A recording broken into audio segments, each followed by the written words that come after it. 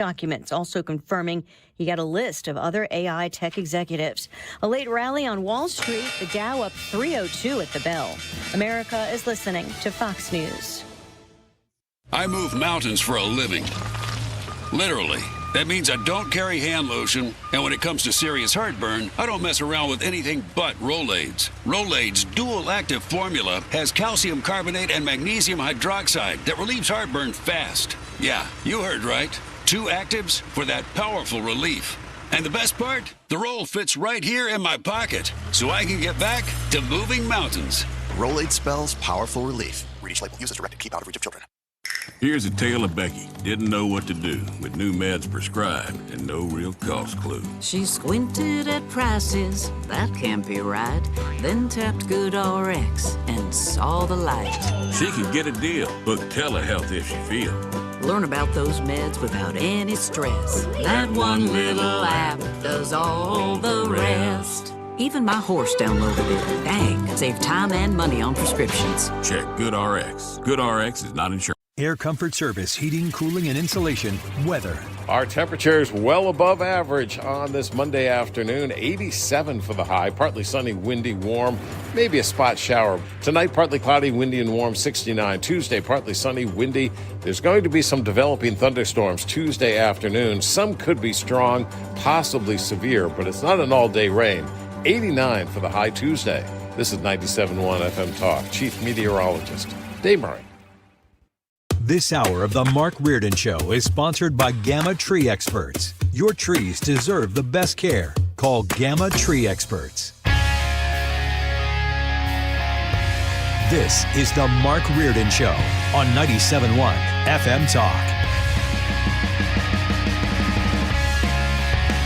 Let's get going here for a Monday afternoon. Good afternoon, St. Louis. Mark Reardon in here with the Hall of Famer, Fred Bottomer. Sue Thomas is here, Ethan Hannaford, as we start a new week, and it's nice and sunny and warm out there. It seems like summer. It does not seem like spring because it's even a little humid. How is everyone? Fred, how are you? Oh, I'm loving this weather. Yeah, this is great. It is great weather. Sue, did you have a good weekend? I did. It was awesome. Thank you. We started off, of course, and I kind of want to talk about Friday night first, and we'll get to Jimmy Fallon. As I left here on Friday, I went to Busch Stadium for the baseball game, and Alexa and my wife had come down. They carpooled because she was in the group that did, Stanton Singers. They had 2 big groups of kids. This was kind of cool for them, Sue, because apparently, you might remember I missed this last year. I was in Greece, right? Yes, I do remember. She says, this was so much better because during Take Me Out to the Ball Game, all they got to do was basically just come out of the right field gate and just stand right there. Oh. Like there was a band yesterday. I went to the game yesterday. I'll talk about that.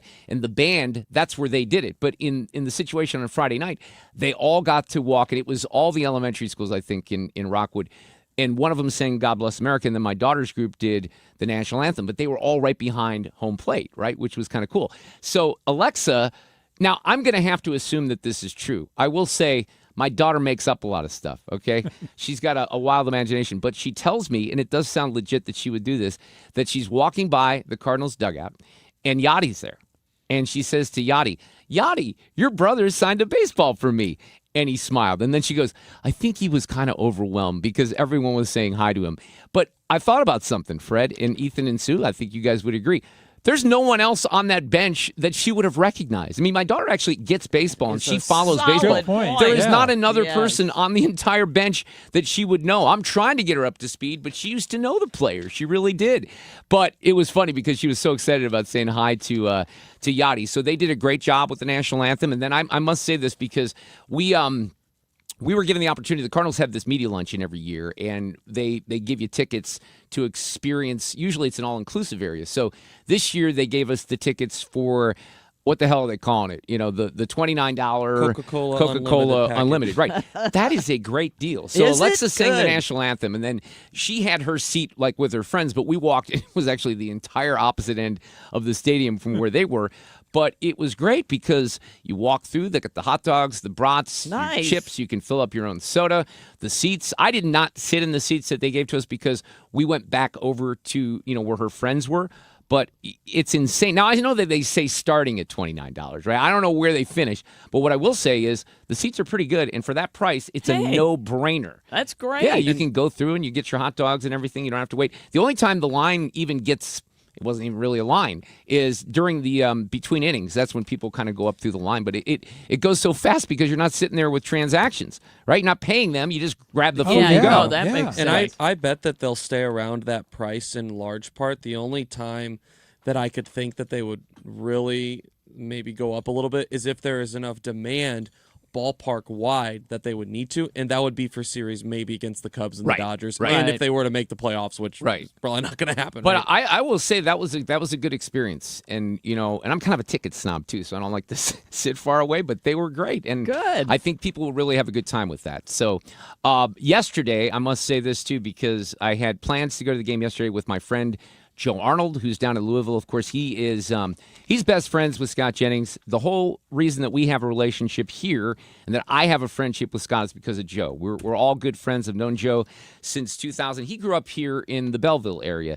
And we went to the game yesterday, Sue, with his 92-year-old father, Richard. I saw the picture you put up. It's adorable. He was awesome. Now, we had good seats yesterday, but we stayed in the Champions Club because his dad was not, as mobile. But I'll tell you what, he was mentally alert to give his son a lot of grief on Sunday, teasing Joe a lot, which was great. Nice. But it was so good to see both of them. I don't get to see Joe very often. In fact, the last time I saw him was at the Cardinals game when Jennings and we all went last year. But Scott's just so busy with his speeches and things like that. We were communicating with him through the weekend. The game did not turn out so well yesterday, Fred. No. Friday night we got a winner, and Saturday not so good. And then yesterday, when I left because I wanted to go home and see the Masters, so I left relatively early. It was still 2-1, and I think by the time I got home, it was 9-2 or something like that. So not so good. I texted you during the game, not knowing you were at the game, and said, "Man, this Masters is amazing." And you're like, "Oh, I made the wrong choice." Well, and I knew that when Joe told me he was coming to town, I thought, well, I'm not going to miss this opportunity, right? But I knew I wanted to watch the Masters. But I got home in plenty of time to kind of see it. And quite honestly, since we were in the Champions Club, I had my phone pulled up and we were watching. And Richard, Joe's dad, was just as into it as I was, and we were following the leaderboard. Now, it's funny because I maybe we'll talk about this a little bit later with Dan Reardon. Sue, I know you're not as into this as I am, or even what Fred. Are you talking about? The Masters. But did you watch it all yesterday? Yes. Okay, so there's this sense, and I don't really get this, that the Masters wasn't. There's this Haley Ray Ostrom. Do you know who she is? I think she's a golfer. Oh, you're talking about the one who interviewed the reporter? I don't know, but anyway, this is what I see on Twitter. Okay, I'll say it. This year's Masters was kind of lame. Opening merch shop during women's amateur. Well, who cares? They opened the merchandise shop for the Masters during the women's amateur. Okay, you give people a week extra to shop. Big deal. Having random celebs out there. I guess people weren't happy with Kevin Hart during the par 3 contest. Far be it, we wouldn't want to have fun at a golf tournament, even at the Masters, right? We can't allow that. She says influencers who do not care about golf. I guess they had some social media influencers and stuff like that. I'm not sure. And then it said no Tiger or Phil. Well, Phil, okay, he's just kind of a crabby jackass these days anyway. I mean, I loved the guy back in the day, but he just did. The shine has worn off in Tiger. Well, that's his own fault, right? I thought that we left Friday, we leave the show, and it looked like Rory's going to run away with this. And then Saturday, slowly but surely, look, he didn't even have a bad round. He just had a round that wasn't as good as his other rounds on Saturday. So he leaves this opportunity for everyone to have a blast yesterday. And I mean, when the Masters goes down to the last shot of the last hole, I think that's pretty exciting.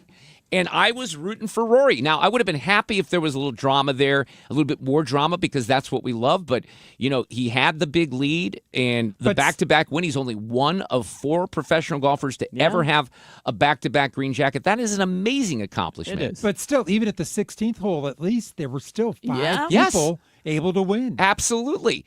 And, if he screws up a little bit, look on 18, I don't know if you saw 18, but his drive was like one of my drives. They say it was a big slice, right? He ends up on essentially the other fairway. I think he's on, was it 17 or 16? So he's got a shot from there, but he has to hook it over the trees, and he does it. Yeah. When the rest of us make shots like Rory did over the weekend, there are bad shots. Right?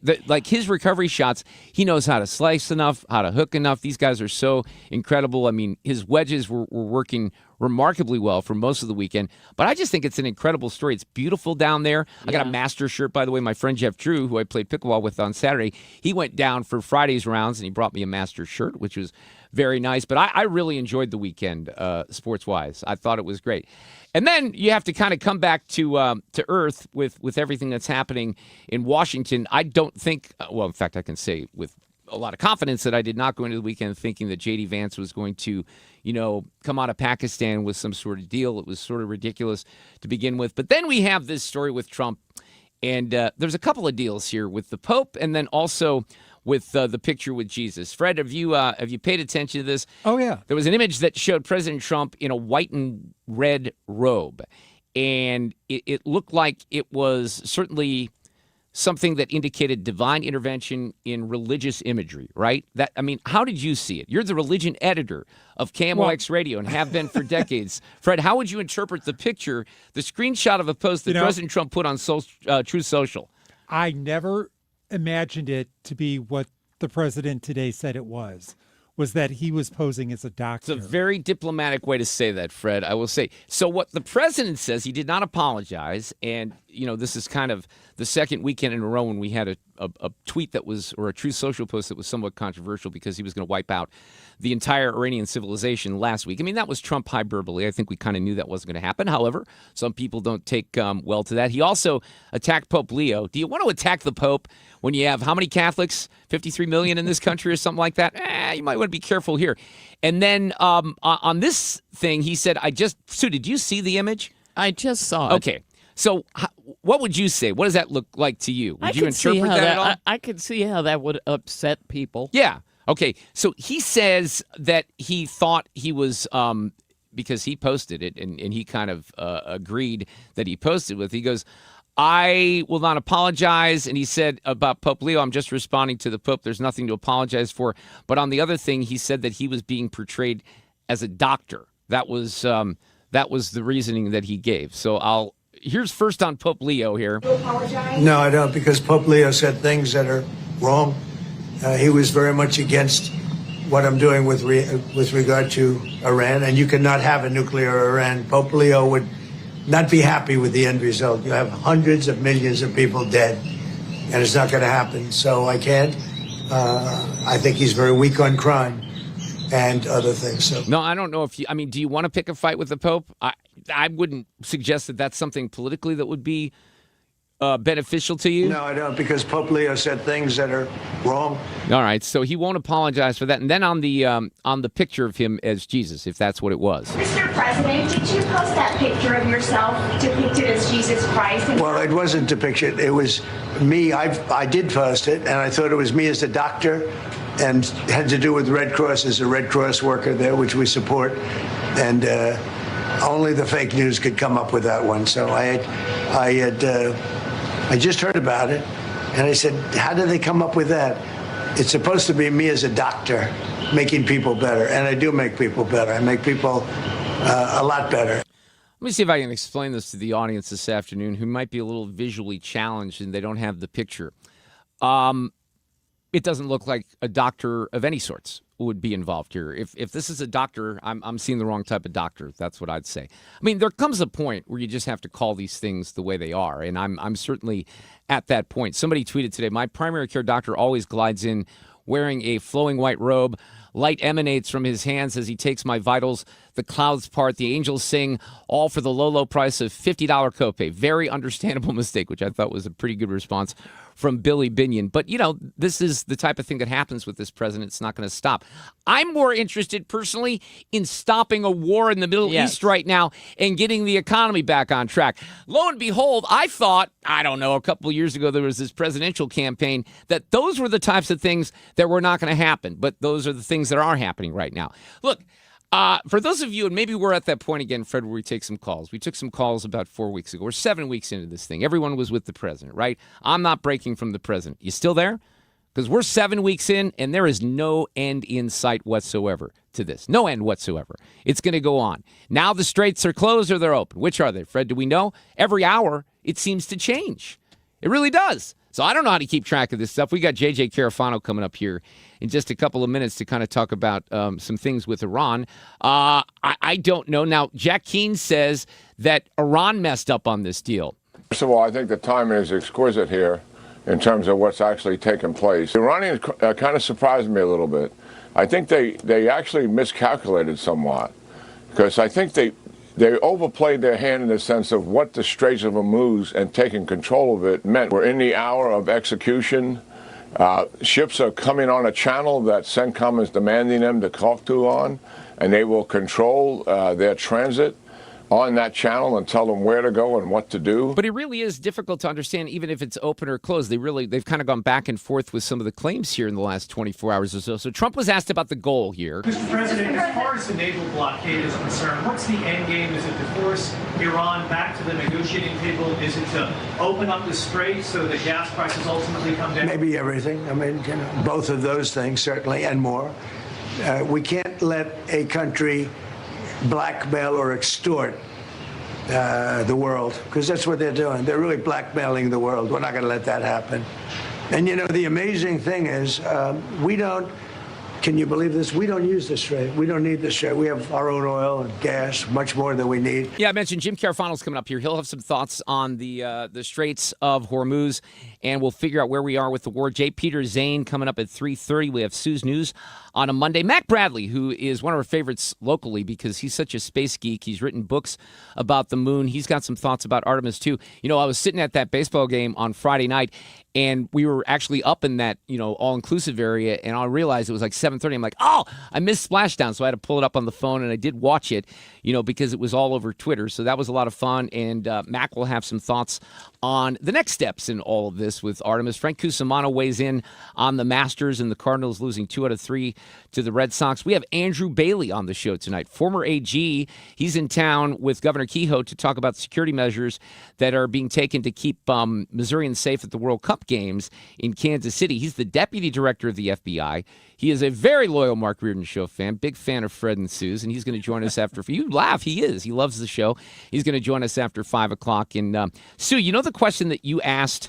Well, I got to watch my time here, don't I? I'm getting a little long-winded. Remember the question you asked about the roads outside of our building last week? Yes. Well, we're going to try to get some answers to that. If you've driven downtown on Market, there's been some changes that have been made, and I don't know what's going on, but it doesn't look like it's going to be something that we're going to like. But Ed Rhode, who was on our roundtable on Friday, has some information on that, and then we'll wrap up the Masters with Dan Reardon at 5:45. Traffic from the 97.1 FM Talk Traffic Center. We've got volume out there on southbound 270 at this hour. It's mainly moderate, but it's approaching Olive down through Doherty Ferry and a little bit slow at 21. Now, there was an earlier accident at Olive, but they got that cleared. Now, westbound 64, some volume there approaching Hampton out through McCausland, and then it opens up. 70 looks good out of downtown. There's a little bit of volume out at Wentzville. 55 is in good shape through all of the construction zones at this hour. And if you're headed into Illinois, there's some slow-moving traffic eastbound 70 at 64, but that's about it. I'm Sue Thomas, and that's traffic. 97.1 FM Talk, St. Louis Conservative. Brought to you by USPS Ground Advantage. Pump up the volume. Business moves fast. Pump up the volume. When you ship with USPS Ground Advantage, you can keep up with confidence. Visit USPS.com/Ground Advantage to learn more. This is attorney Todd Nissenholtz of Kaufman Townsley, and this is the sound of our attorneys walking into court. Because when an insurance company offers a lowball settlement, we go to trial, prepping endlessly, interviewing witnesses. We know the loss and the cost of an accident, and when it's needed, we go to war for you and take the fight to the insurance company, because we've been in your shoes. Kaufman Townsley, real people, real results. Call 314-777-7777. Sunday, April 26th is packed with fun. When the Cardinals welcome the Seattle Mariners, you can score a classic chain-stitch Cardinals hat presented by Coca-Cola. Plus, kids 12 and under receive a Fredbird Hall of Fame ring presented by the Pasta House Company. And get the chance to run the bases after the game. Giveaways, post-game fun, and Cardinals baseball all in one big Sunday showdown. Get your tickets now at cardinals.com/promotions. This is Matthew Liberatore. Get your tickets now at cardinals.com.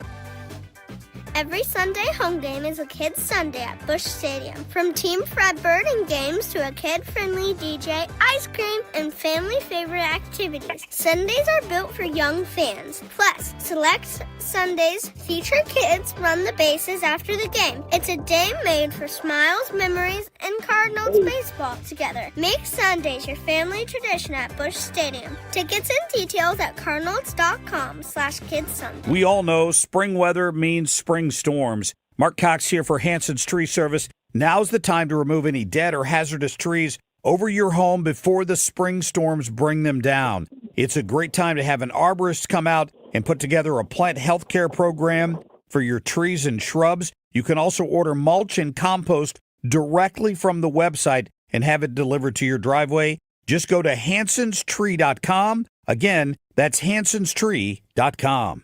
The Mark Reardon Show, 97.1 FM Talk, St. Louis Conservative. By the way, one thing I should mention, because I'm not sure if I cleared this up, on the post on Truth Social where it appeared to depict him as Jesus, they pulled that down. He didn't really apologize, but they did pull it down. On the Strait of Hormuz and the blockade, Senator Tom Cotton. Either all ships come out or no ships come out. And the United States military can easily impose those conditions on the Strait. So this puts them now not just in a military vice, but in an economic vice as well. Our good friend Jim Carafano back with us this afternoon, senior counsel to the president of the Heritage Foundation this afternoon. Jim, how are you? Good to have you back here on my show. Always awesome. You only call when it's the end of the world. Like there's a war, or like devils come down from whatever. There is a certain amount of truth to that. I have this friend down in Louisiana. He says the only time I ever call him is when there's a hurricane about to hit him, and there's truth to that as well. So, but what would you say about where we are with? I did not have optimism, going in with talks with a regime like this. So we didn't really have any success there, but that's not unexpected. But on the situation with the Strait of Hormuz right now and the blockade and the way that this is all kind of working itself out with Iran, kind of going back and forth, where are we right now, Jim, with this? Well, the first thing I'd say, even before we went in these talks, and I said this, we have already won. Just by dismantling the military capability? Well, yes. I mean, we had three vital interests, the vital interest was preventing Iran from being the threat to U.S. interests and the great source of instability in the region. And three things enabled them to do that. One was the nuclear program. One was the ballistic missile, barrage threat, and the other was the surrogates. And the nuclear program is moribund. It will not reconstitute I don't care where that stuff is, doesn't matter. They're not going to be building a bomb anytime soon. I mean, it'll be at least a decade before they could get back to where they were.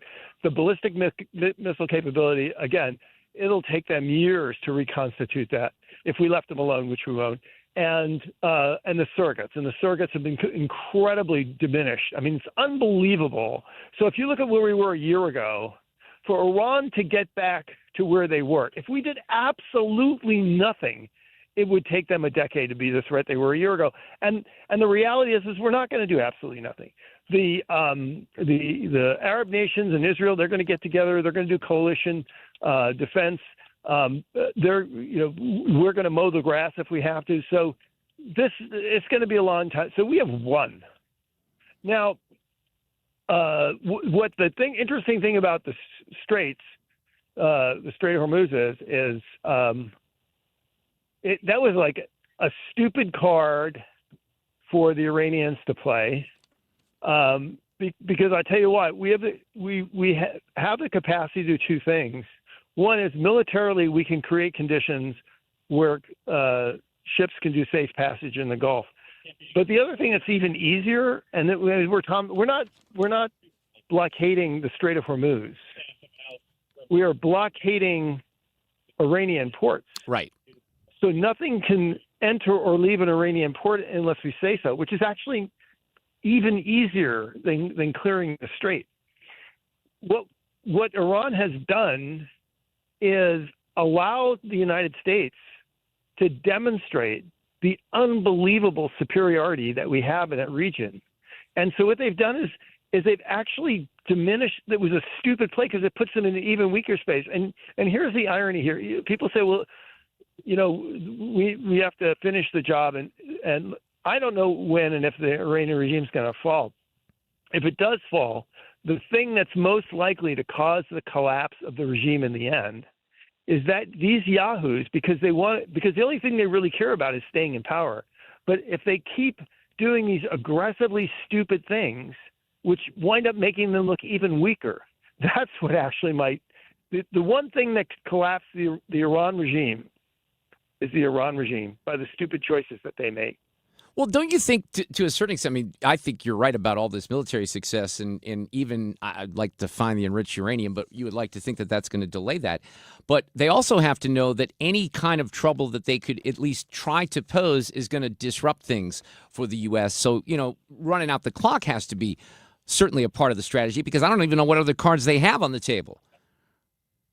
Have a card. And the thing is Trump can stop whatever he wants because he's already won.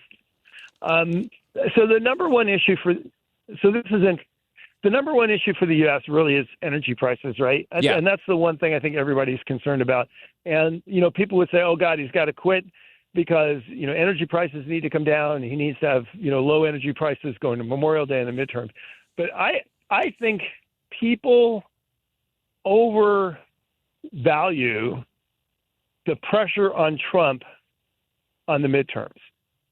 And I say this for a couple of reasons. One is, I think Trump is the president for this administration, not the next one. He's going to have control over foreign policy regardless of the outcome of the midterms. It really doesn't matter. And he's more concerned about being in the position that he wants to be when he leaves 4 years from now than he is about the results of the midterm. And as you know, regardless of what happens with the price of gas and everything else, this thing could swing either way because it's only a handful of truly competitive seats, and who knows what are the swing factors in those things. And just because the price of gas comes down and maybe even Iran surrenders doesn't mean Trump's going to triumph in the midterms. So no, that's true. Well, yeah, the history was against him anyway. Clearly, I mean, right. I think that. That's absolutely true. But, then you kind of have to look, if some of this stuff doesn't work itself out, then I think this lingers, though, past the midterms. Well, maybe. But the other thing, too, is the midterms don't determine where the country is going. We saw that under Biden. Remember in 2020, everybody said, Republicans are going to kill him in the midterms, and nothing happened. And then they came back in 2022 and won an overwhelming national victory. So things change quickly. Yeah. What the midterms are going to do, regardless of the outcome of the Iran war, is they're going to sharpen the divide of the choice between the left and the right in this country. And that's going to happen anyway. And it's going to exacerbate after the midterms. The left and right are going to further diverge in different directions. So, and that's the reality of where national politics are going. And so I don't think Trump is sweating the midterms out like, oh my God, I've got to hold the House or the Senate. Because, people say, well, they'll impeach him. Okay, that's not going to remove him from office. They're going to investigate him. Okay, well, they've done that 47 times and try to put him in jail. And his national agenda isn't really critically tied at this point to getting any new big legislative victory. So, and actually, all the Democrats are going to do is dig themselves in a bigger hole for 2028. So I don't think that Trump's in the great rush to end this thing that everybody thinks he is. Wow. Well, I'm going to probably come down on the other side of that. So we'll see what happens. Look, on the midterm question, there's no doubt that the history is against him. I just don't know how you spend the latter part of the summer if the energy prices don't go down, and if you're still in a situation militarily, and how members of Congress go back and explain that to their voters and what they voted on. That I see a fracture that apparently people are saying is not happening on the the MAGA side. I think there is one, and I think it will manifest itself. And then I think these independent voters are going to look at gas prices and say, "What the hell is going on?" And you know what? And all that may happen, but it's not going to change the big picture. I really don't think. And in the end, I think Trump's like, it's more important for me to get to the end state that I want to get to than to get prices down. I mean, that's not me talking. That's what I see, coming out of Donald Trump's head. But I will say that the only danger that the U.S. has is getting engaged in a real quagmire, like really getting stuck into something they can't get out of. And the reality is Trump's already won. he can get out of this whatever he wants. And you and I may think he needs to get out of it this week, but he may not. But he can get out whenever he wants. This is not Vietnam, or this is not the Iraq War. What would be risky, to greatly risky, is the notion, well, we're going to stay and fight until we get to regime change. And I'll tell you why.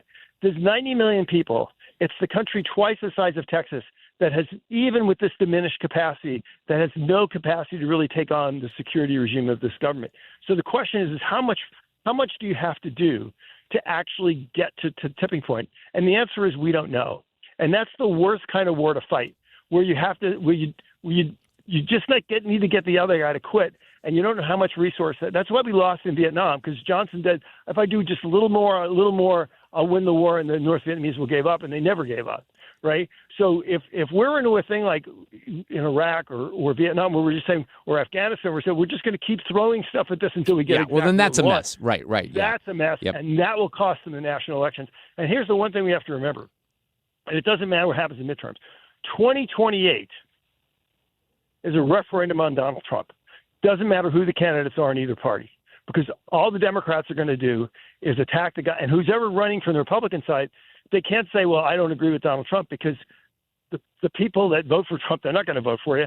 And the people that didn't vote for Trump, they're not going to believe you. So you're going to be defending Trump's legacy, whether you want to or not, in 2028. And the only thing the Democrats have is to attack that legacy. So if he really wants to contribute to a Republican win in 2028, the best thing he could do is in 2028 to have Americans look back and say, are you better off today than you were 4 years ago? And get an answer of yes. That's the best thing he can help a future Republican president. Carafano, always great to have you on. Thank you so much. I hope all is well in your world. You are the man. I got to talk to you. Well, I know, it's very special. It's very special. I think you're overestimating that. I appreciate it.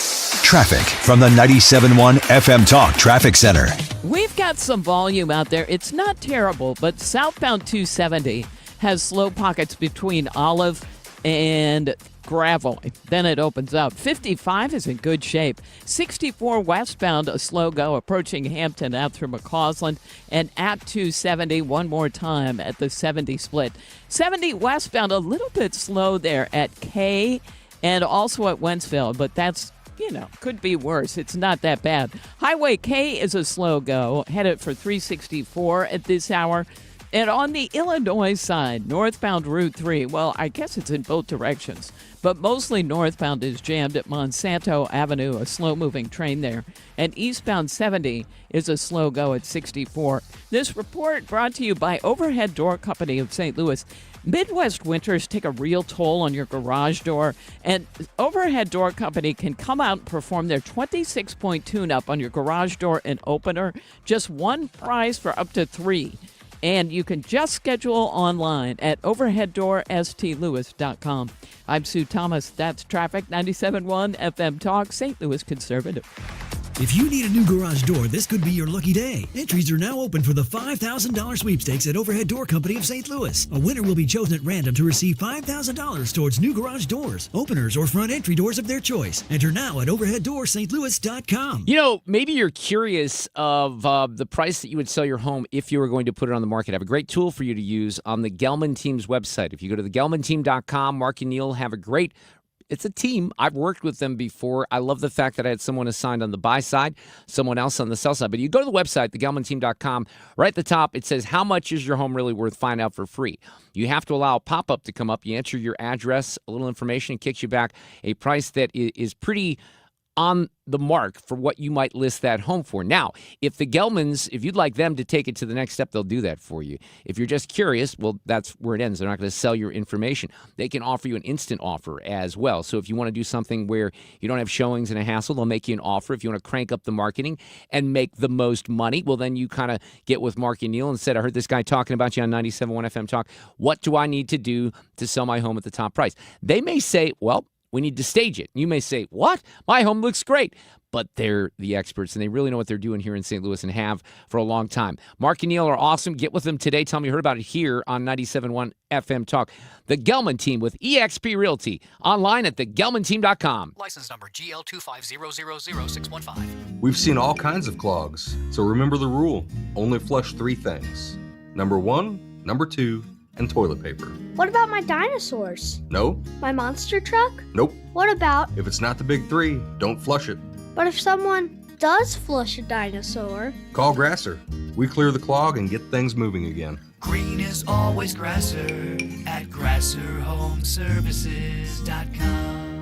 I'm John Morgan of Morgan & Morgan. If you've been injured in a car accident, call America's largest injury law firm. For over 35 years, my mission has been to deliver more for our clients, to deliver more for you. Injured? Visit forthepeople.com for an office near you. Do you owe $10,000 or more to the IRS like Mark? I've been doing home remodeling for 30 plus years, but the economy crashed. I wound up losing my home, losing my job, and on top of that, owing the IRS a ton of money.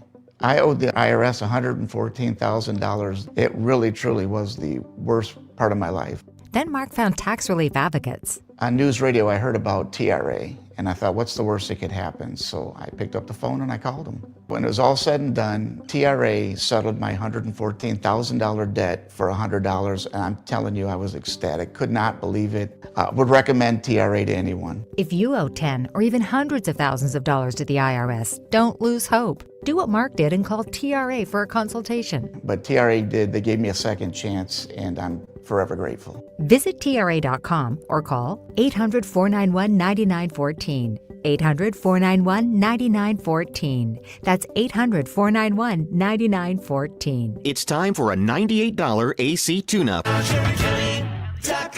3:38. This portion of the show is sponsored by Jerry Kelly, heating, air conditioning, electrical, and plumbing. From St. Peter's to Smithton, 97.1 FM Talk, St. Louis Conservative.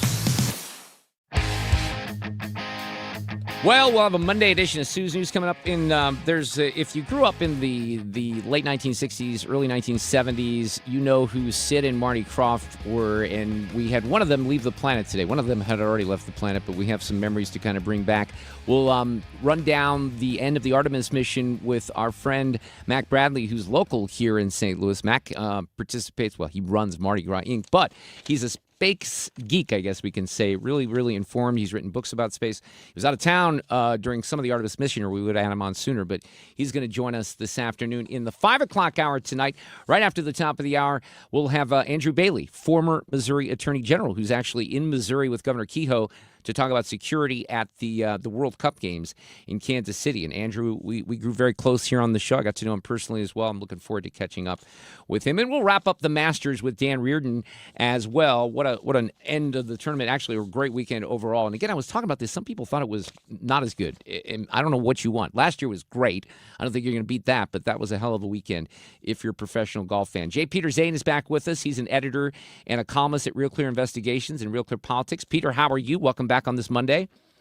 I'm doing great. Yeah, no, and Augusta never looked better. I thought it was wonderful. I had a lot of fun. By the way, we could talk about a bunch of different things here, but I know you wrote a column on information, and I tweeted this out from the Babylon Bee. I love the Babylon Bee. It's kind of like the modern-day Onion, if you will, online. And it was a picture of a bunch of doctors, and it said, experts are super smart and 100% reliable. Experts confirm. That says a lot right there, doesn't it?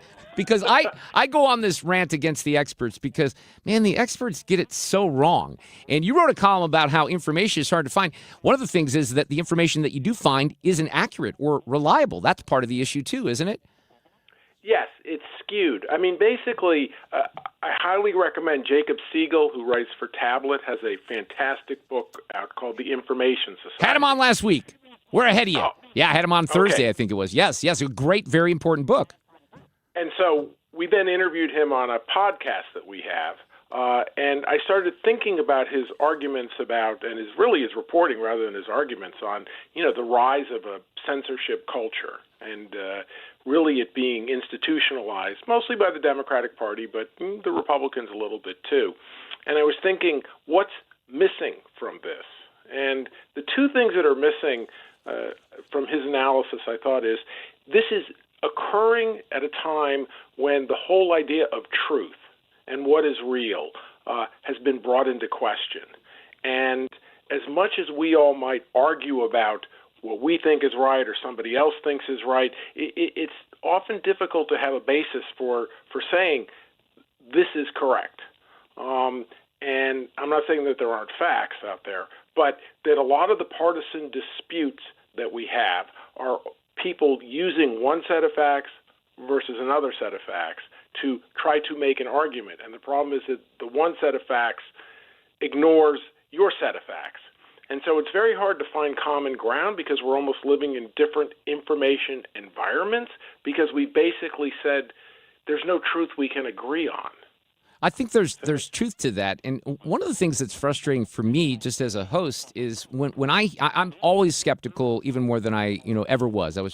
I guess I say sometimes I was trained as a journalist. That's embarrassing even to say, but when I went to journalism school at Mizzou is what I refer to. But look, I'm skeptical by my very nature. But when I hear stories, Peter, and I want to know what maybe the real truth is, it's almost impossible to find what the real truth is, especially if the legacy media doesn't want to cover a particular aspect of the story. I'm suspicious, and justifiably so, of some of the right-wing media out there, just because I'm like, okay, that sounds interesting, but is that true? But again, when you try to vet topics, it's difficult to find some things because there is this journalism by omission that goes on with a lot of publications out there. So that's one of the issues that I find is prevalent.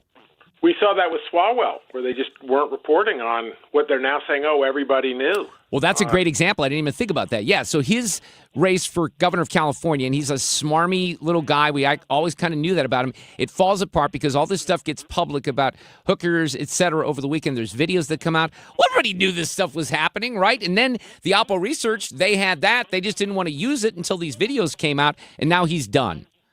Right, and if you didn't have a crowded field in the California primary for governor, who knows if it ever would have come out. But, this was clearly the Democrats, some Democrats, deciding we need to get rid of somebody.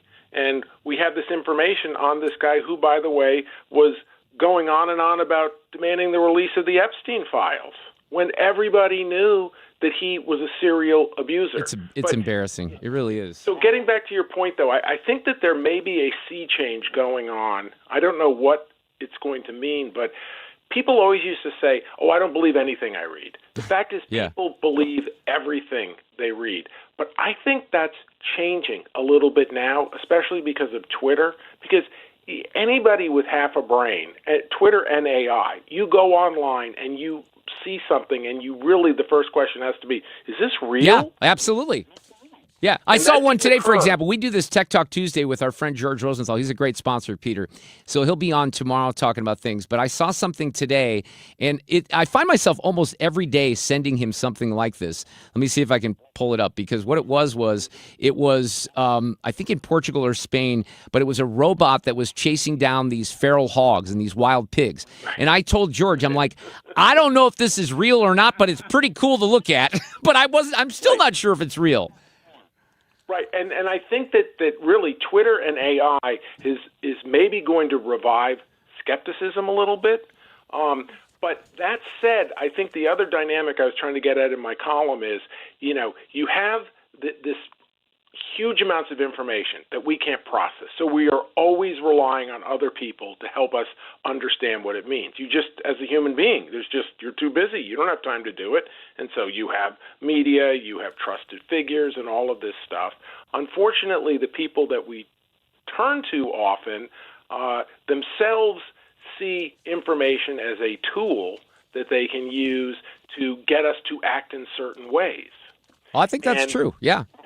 Yeah, and I think the third part is, and this is really what I was trying to get at. So the first thing I was trying to tell my readers is we are all susceptible to this. So don't go around thinking you have the complete truth and everybody else doesn't know what they're talking about.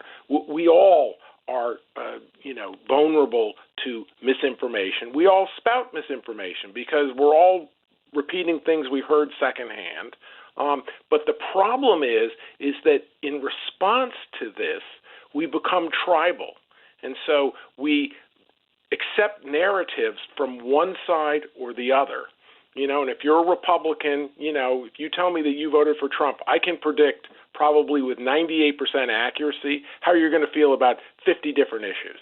Even though, you should feel one way about something and one way about another. Democrats, equally predictable. And so, I'm hoping that, as you said, this sort of, this rise of skepticism might come about where people stop mouthing the dogmas of their side, in the face of uncertainty, and start to really look at the information that they're getting at and saying, what does this guy want me to do? Why is he telling me this? Because he's not really just being an honest broker. He's trying to manipulate me in some way. Yeah, and I worry about this really mostly with young people and with my kids, when they're getting news from TikTok, et cetera. That's where I think this gets a little tricky and dangerous. Peder Zane, always great to have you on. I hope all is well. We'll hook up soon. Thank you so much for joining me on this Monday. Take care. All right, take care. Traffic from the 97.1 FM Talk Traffic Center. We've got a little bit of volume on westbound 6440 in the usual places, so that's approaching Hampton out through McCausland. Moderate volume at 270 in both directions. And then it's slow out at Lake St. Louis Boulevard. Westbound 70 is still in pretty good shape. Some moderate volume at K. I mean, that isn't terrible. There is an accident reported at Manchester at Kings Highway in the city. That's causing a delay. A little bit of moderate volume southbound 270, and that's in pockets from Olive down through 21. And if you are traveling into Illinois, we look fine on the Poplar, but eastbound 70 slows at 64th just because of road work, and 64 eastbound slowing at 157 for the same reason. I'm Sue Thomas. That's traffic. 97.1 FM Talk, St. Louis Conservative. President got Mickey D's delivered to the White House today. DoorDash. Going to share that with you coming up next. Sponsored by Gloria Lou with your home sold guaranteed realty 314-325-6888. Need to sell your home and you want the most money? The name to remember is Gloria Lou. Yes, Gloria Lou with your home sold guaranteed realty at 314-325-6888 and start packing. Hey, it's Annie. Grab your clubs and head to Tamarack Golf Course on Friday, May 22nd for the St. Clair County Republicans annual golf tournament. Shotgun start, 18 holes, carts, contest, lunch, and great prizes. Learn more at 971talk.com/events. Triton Exteriors, St. Louis roofing, siding, and gutter systems. We'll take care of you and your home. We're #1 in the Ladue, Kirkwood, and Webster area. James Hardy certified. Visit triton.stl.com to be connected with a James Hardy expert and receive a free estimate. Triton-stl.com or call 314-717-1159. That's 314-717-1159. Triton Exteriors, St. Louis #1 James Hardy specialists. What if every time you spent money, you saved money too? With Achieve It Checking from Together Credit Union, you can do just that. Every debit card purchase is rounded up to the nearest dollar, and the spare change goes right into your savings. And here's the best part. Together Credit Union boosts your progress by matching qualifying savings, up to $8 a month. It's a free checking account that helps you achieve more automatically. Learn more, or better yet, enroll today at togethercu.org. Together Credit Union, federally insured by NCUA. I'm here with my friend Stewie, and Stuart, I know a lot of people are talking about lowering their monthly payments with their mortgage, but there are other smart ways to save lots more dollars, like maybe going to a shorter loan. What about this tug of war between the president and the Fed? Rates going down, maybe going up. What do people need to know right now? All right, Annie, you know what's going on in the government. It's causing interest rates to go down. Now, this is a great opportunity. A lot of people call us all the time and say, hey, what's the rate? I can lower my payment. I can do better cash flow. And I understand that. Quality of life is having more money in your pocket so you can enjoy life overall. But have you thought about going from a 30-year to a 20-year mortgage? Interest rates on a 30-year mortgage are higher than interest rates on a 20. Maybe convert the 30 to a 20, keep the payment about the same, and save hundreds of thousands of dollars. Call 314-324-4440 or text 314-324-4440 and ask Stewie about the bagel loan. Google the bagel loan, NMLS number 226715. Don't let tax refund worries hold you back. File now with TurboTax on Intuit Credit Karma. They'll find every credit and deduction to help you get every refund dollar you deserve, or your money back. Start filing today in the Credit Karma app. Mark Reardon is St. Louis conservative.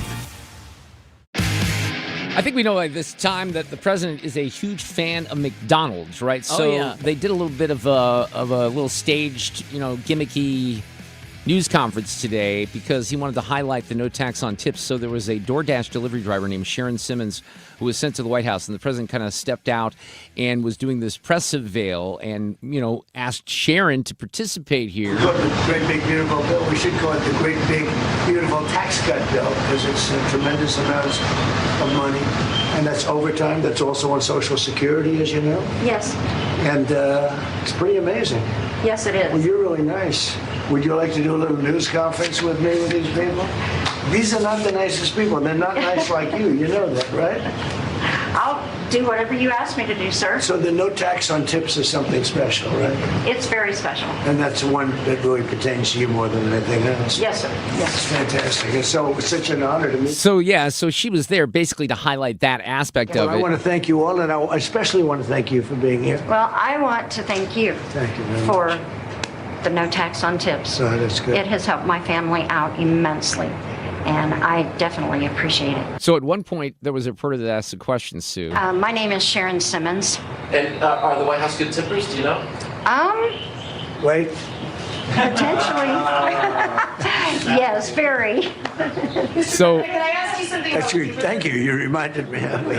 What he did was, he reached into his pocket and grabbed a $100 bill. Wow. So the question was, are they good tippers? And he's like, okay, we better get on that right there. But she was highlighting that, and then a little bit after that, she did go on Fox and kind of talked about the whole experience. Well, I spoke last year at a congressional hearing in Las Vegas because at the time that's where my husband and I lived, and it was just an awesome opportunity given to me by DoorDash. They are a wonderful company that I enjoy working for, and everybody that I've dealt with, has gone above and beyond, certainly while we've been here, and if I need something from them, I just call them, and they've got my back, and they just called after doing that and asked me, hey, would you be interested in doing this?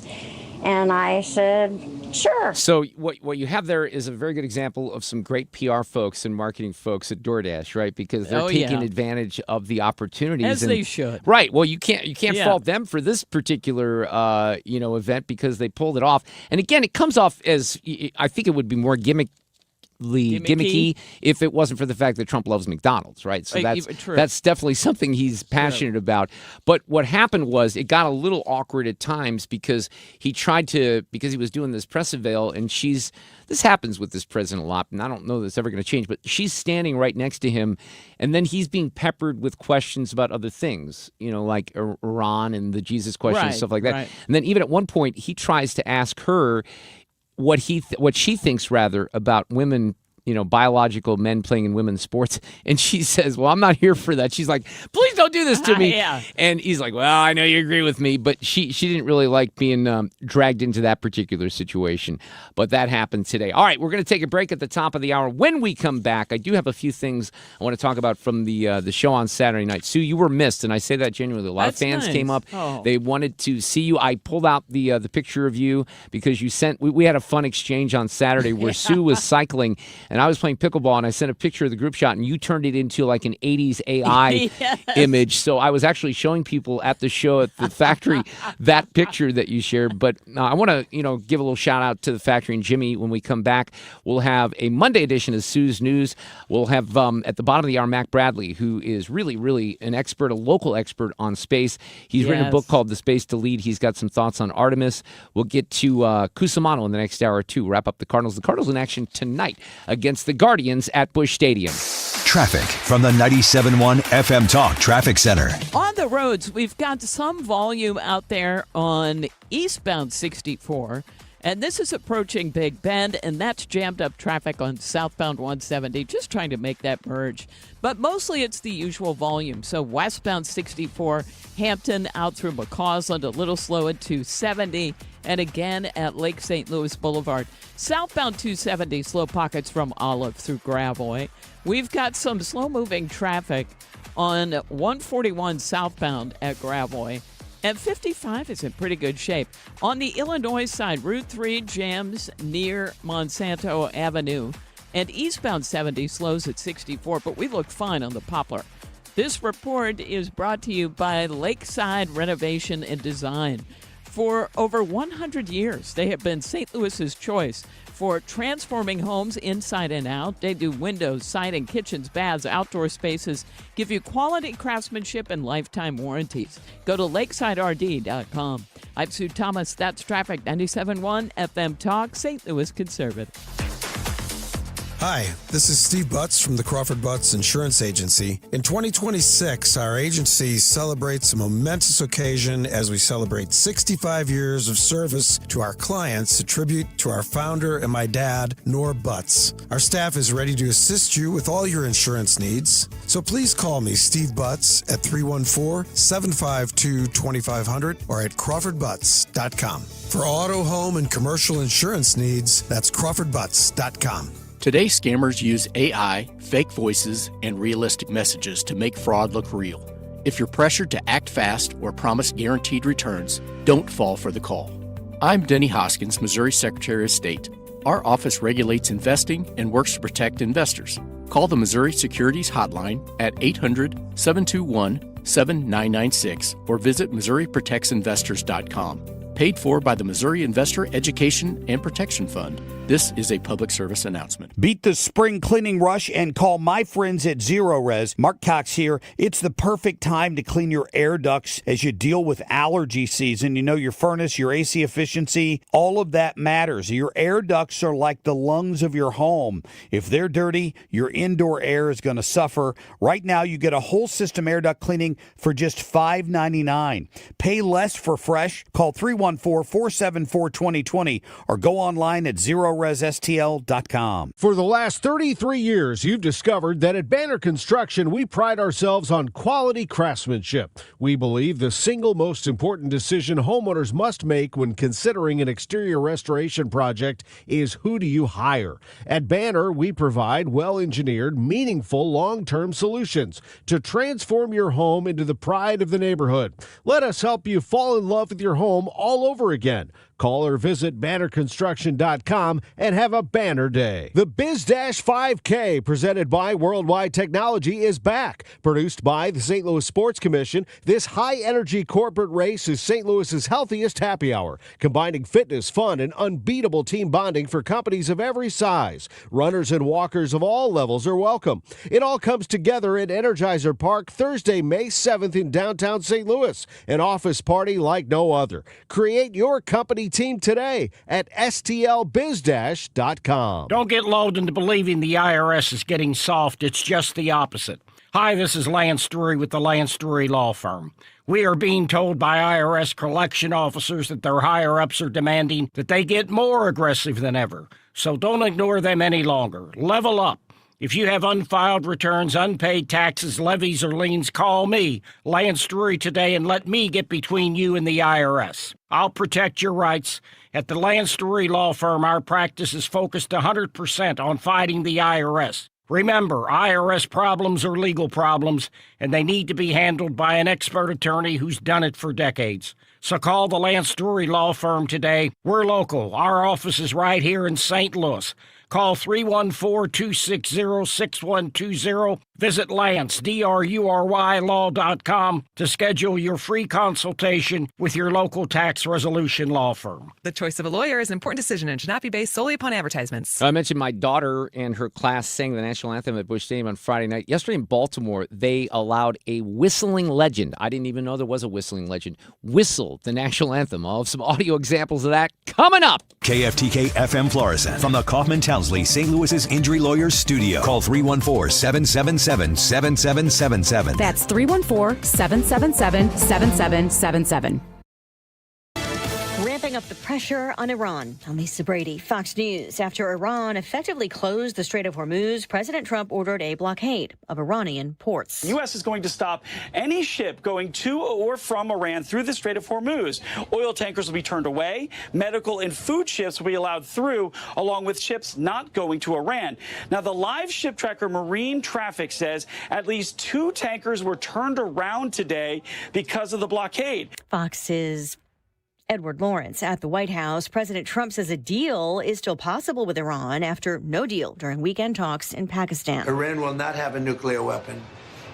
And we agreed to a lot of things, but they didn't agree to that. Vice President Vance, who led those talks, is on special report with Fox's Brett Baer an hour from now. U.S. officials confirming to Fox News the USS George Bush Carrier Strike Group is en route to the Middle East, but is going around the African continent to avoid potential attacks from Houthi rebels. Pope Leo says he'll keep speaking out against war, telling reporters, "So many people are suffering in the world today. Too many innocent people are being killed. And I think someone has to stand up and say there's a better way to do this." This after public criticism from the president, who calls the Pope terrible for foreign policy and weak on crime, accusing him of catering to the radical left. One image of the president as a Jesus-like figure is removed from his social media account. The AI-generated image shared by President Trump on his Truth Social page depicted the president in a robe healing a bedridden man. It's supposed to be me as a doctor making people better, and I do make people better. I make people a lot better. A number of conservative supporters of President Trump urged him to take down the post that had disappeared from his feed by this morning. Fox's Jared Halpern at the White House. The image had been posted last night, not long after a post criticizing the Pope. America is listening to Fox News. I move mountains for a living. Literally. That means I don't carry hand lotion, and when it comes to serious heartburn, I don't mess around with anything but Rolaids. Rolaids' dual-active formula has calcium carbonate and magnesium hydroxide that relieves heartburn fast. Yeah, you heard right. 2 actives for that powerful relief. And the best part? The roll fits right here in my pocket, so I can get back to moving mountains. Rolade spells powerful relief. Read each label. Use as directed. Keep out of reach of children. Here's the tale of Tina, searching up and down for decent GLP-1s, but got spun around. Till Good RX wrote in, hey, we got something new. GLP-1 prescriptions, all FDA approved. Brand name meds, no flags that are red. Clear pricing from the start. None of those hidden fees in your cart. Delivered to your door or pick up same day. Darn tootin'. Save time and money on prescriptions. Hot foot at goodrx.com/weight loss. GoodRx is not insurance. Air Comfort Service, heating, cooling, and insulation. Weather. All is quiet for our weather this evening and overnight, but it's more like summer than early spring. Partly cloudy skies, it's warm, it's windy, 69. Tuesday, partly sunny, windy, and warm. Maybe a spot afternoon thunderstorm, but a lot of dry time. Not expecting a lot of action on Tuesday, 89 degrees. Tuesday night, cloudy, windy, some scattered showers, couple of thunderstorms. This is 97.1 FM Talk. Chief Meteorologist Dave Murray. This hour of the Mark Reardon Show is sponsored by Gamma Tree Experts. Your trees deserve the best care. Call Gamma Tree Experts. This is the Mark Reardon Show on 97.1 FM Talk.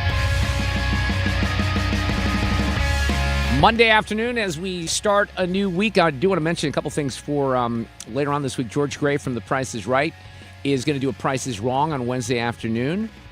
That's always fun. We haven't done that in a little while. In fact, I think the last one we did, Fred, that was at the Fish Fry. George came to one of the early Fish Fries, right? Yeah, that's right. He is not taping for The Price is Right, I don't think until August. And, his Mama May lives here, so he goes back and forth. He spent some time in Hollywood and in Arizona and in here. I think he was also in France a couple of weeks ago. Wow. And I'll let George share any other personal news that he might have on Wednesday afternoon. So that'll be fun. We got George... a lot of Georges. George Rosenthal tomorrow, Tech Talk Tuesdays. I wanted to, before we kind of get into some other stuff here this hour, we got Sue's News coming up. I have to talk about the Jimmy Fallon show from Saturday night. It was great. You guys were unable to attend.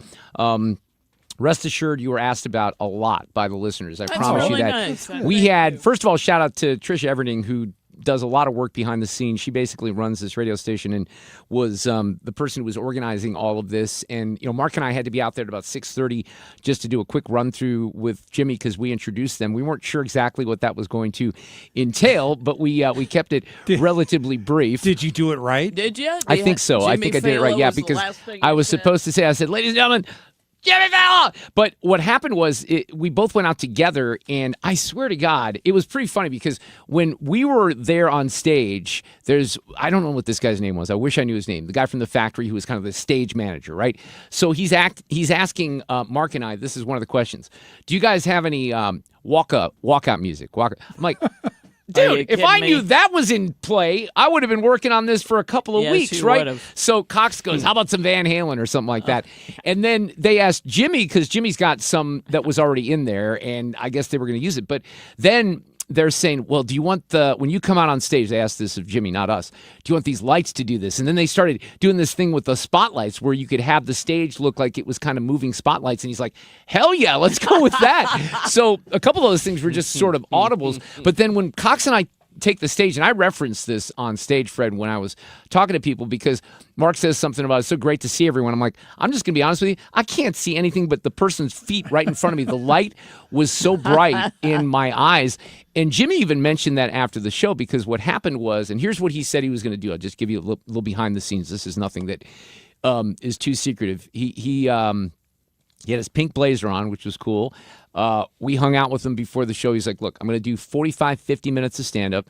Then I'm going to take some questions from the audience. Okay. And I even said to him when he told me that, I'm like, well, so you're just going to kind of, you kind of see how that goes? He goes, no, I know how that's going to go. I'm like, okay. So he basically knows what he's doing. And he's got the show. But he admitted afterwards that it was a little tougher during the Q&A because typically those lights aren't as bright. So going back to my point about not seeing the audience, usually he's able to, this is what he shared with Point me, out just kind of point people out, Yeah. right? And it was a little bit more, it may have slowed the pace of the show down just a little bit there because he had to, listen to one person shouting over another person. But still, that was the only minor hiccup. But that dude was so, giving and generous and such a nice guy. He spent the day, I thought this was cool too. And Sue, I think you'll appreciate this. He came in on his own, rented a car, went to Chuck Berry's home on Whittier. No way. Wanted to see that. Went to Berry Park. He said, this is an important part of rock and roll history. Wow. And he started talking about, look, a lot of things that we know.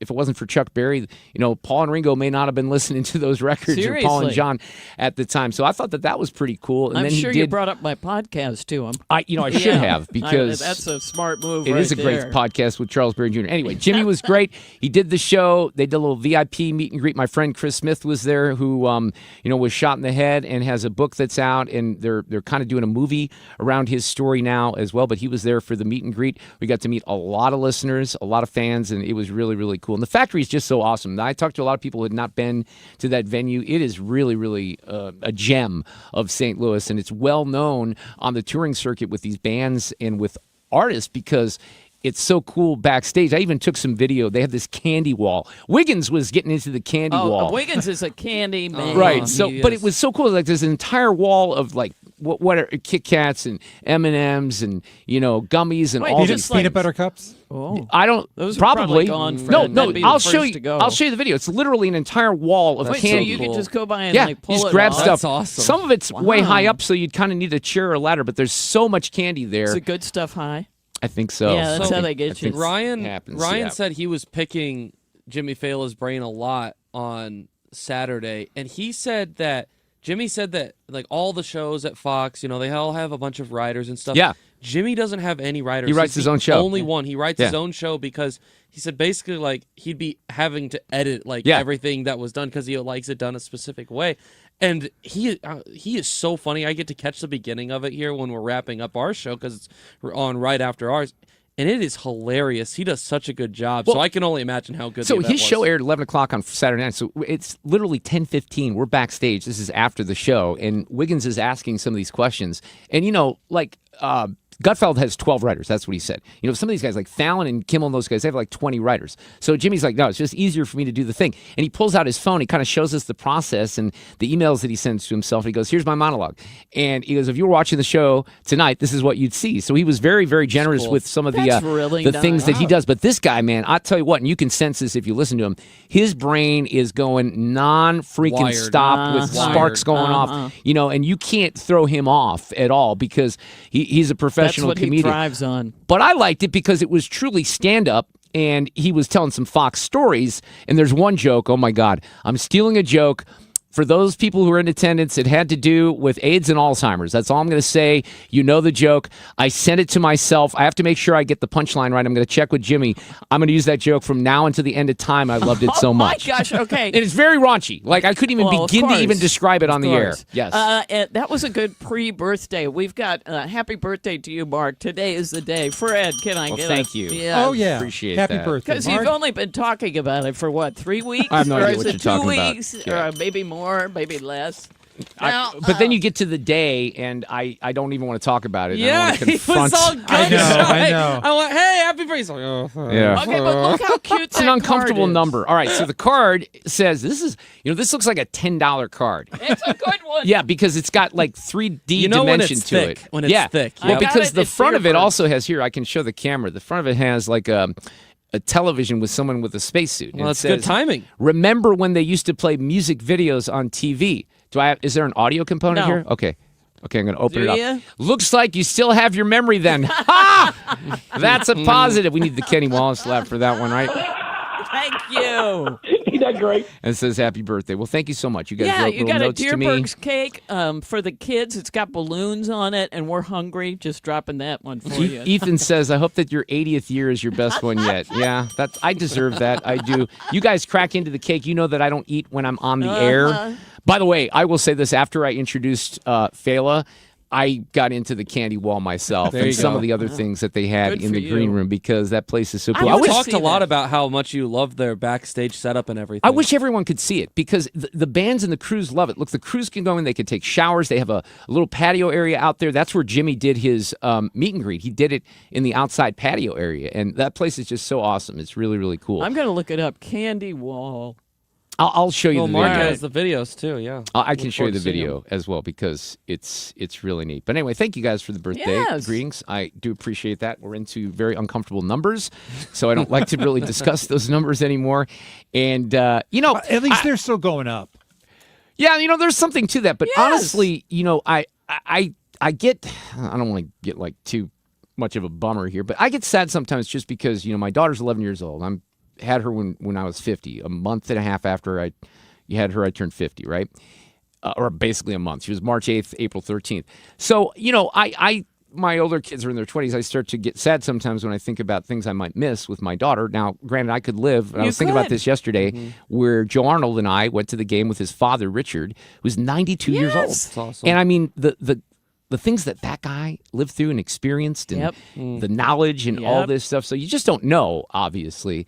But it was cool. It was inspiring to be around Joe's dad just because you're thinking, okay, maybe I can make it that course far. you You can. just don't know, right? Quite the you birthday. have no idea. Quite the birthday weekend. You got great golf. You had the Jimmy Fallon's event. You had Cardinals games. So I mean, it sounds like it was a pretty. Man, I got eventful smoked on the pickleball court, though. And So we pickleball. took on my friend Jeff Drew and I took on Jeff Rainford and his wife Janet. Now they have a place in Florida and they literally play like almost every day, right? So it's interesting. I told you this on Friday. So when you don't know the ability of someone, it's kind of up You're in the air. flying You're blind. not sure. I do this with racquetball too. I'm not sure exactly what I'm going to encounter with people that I've never played. So they're good. That's what I Yeah. would say. They're All really, right, well, there and- you go. And Janet's really good, but we had a great time. So Jeff and I lost a few to the Rainfords. Then I took on Janet as my partner and did a little bit better There you in go. that situation. But no, it was a pretty good overall. I had fun at the Cardinals game yesterday. I think that it would have been better if they would have won the series or won that game. Things kind of fell apart. Now we have the Tribe in town. I still have trouble calling them the You Guardians. better watch it. You're gonna get canceled. They got smoked by the Braves on Sunday Night Baseball last night. I watched that on Peacock, so they're going to come in a little hungry, I think, tonight. Sue's News is coming up. Traffic from the 97.1 FM Talk Traffic Center. I'm having a hard time. I'm going to have to watch your video because there's too many things called like the Sugar Factory and they're showing me other I'll show you stuff. the video. I'll share it with you. Okay, if you are westbound on 70, things are fine out of downtown. It's a little bit of volume just past 94 and at K. Moderate volume westbound 6440 approaching Hampton. And again at Lake St. Louis Boulevard. Eastbound slows at 270 and at Big Bend, which backs up southbound 170. Southbound 270, slow pockets, mainly moderate volume. But it's Olive down through 44. And if you're headed into Illinois, we look fine on the Poplar Street Bridge. This report brought to you by Point Within E Pest Control. I'm Sue Thomas, and that's Traffic 97.1 FM Talk, St. Louis Conservative. Termites cause $5 billion in damage to homes and businesses in the U.S. every year. Call Point Pest Control now at 636-798-0023 and reclaim your space from unwanted pests. That's 636-798-0023. PointPestControl.com. You know, you probably have heard Annie. She was right there talking about Stewart's American Mortgage, and I've gotten to know Stewie as well, and he wants to save you money, thousands of dollars. And we're so confident in how he operates his business, one of the most consumer and customer-centric mortgage companies in all of the region, Stewart's American Mortgage Company. We give you his personal cell. You're not going to deal with customer service people and then layers of folks to get to the guys making the decisions. Stewie, and his phone number is 314-324-4440. He and Jordan, his son, handle all the loans. The big difference is you pay less, and that's because of the bagel loan. He's the only lender to offer the bagel loan. He calls it that because it looks like a zero. You pay zero in fees. So when you refi, and the rates have been kind of going back and forth, but listen, if you're paying no appraisal fee, no closing costs, no title fees, no broker fees, you're coming out ahead. So if you are interested, and also for new home purchases too, if you take out a loan for $200,000 or more, you pay zero lender fees. Check out the bagel loan. Quick closes in as little as 10 days. Stewart's American Mortgage.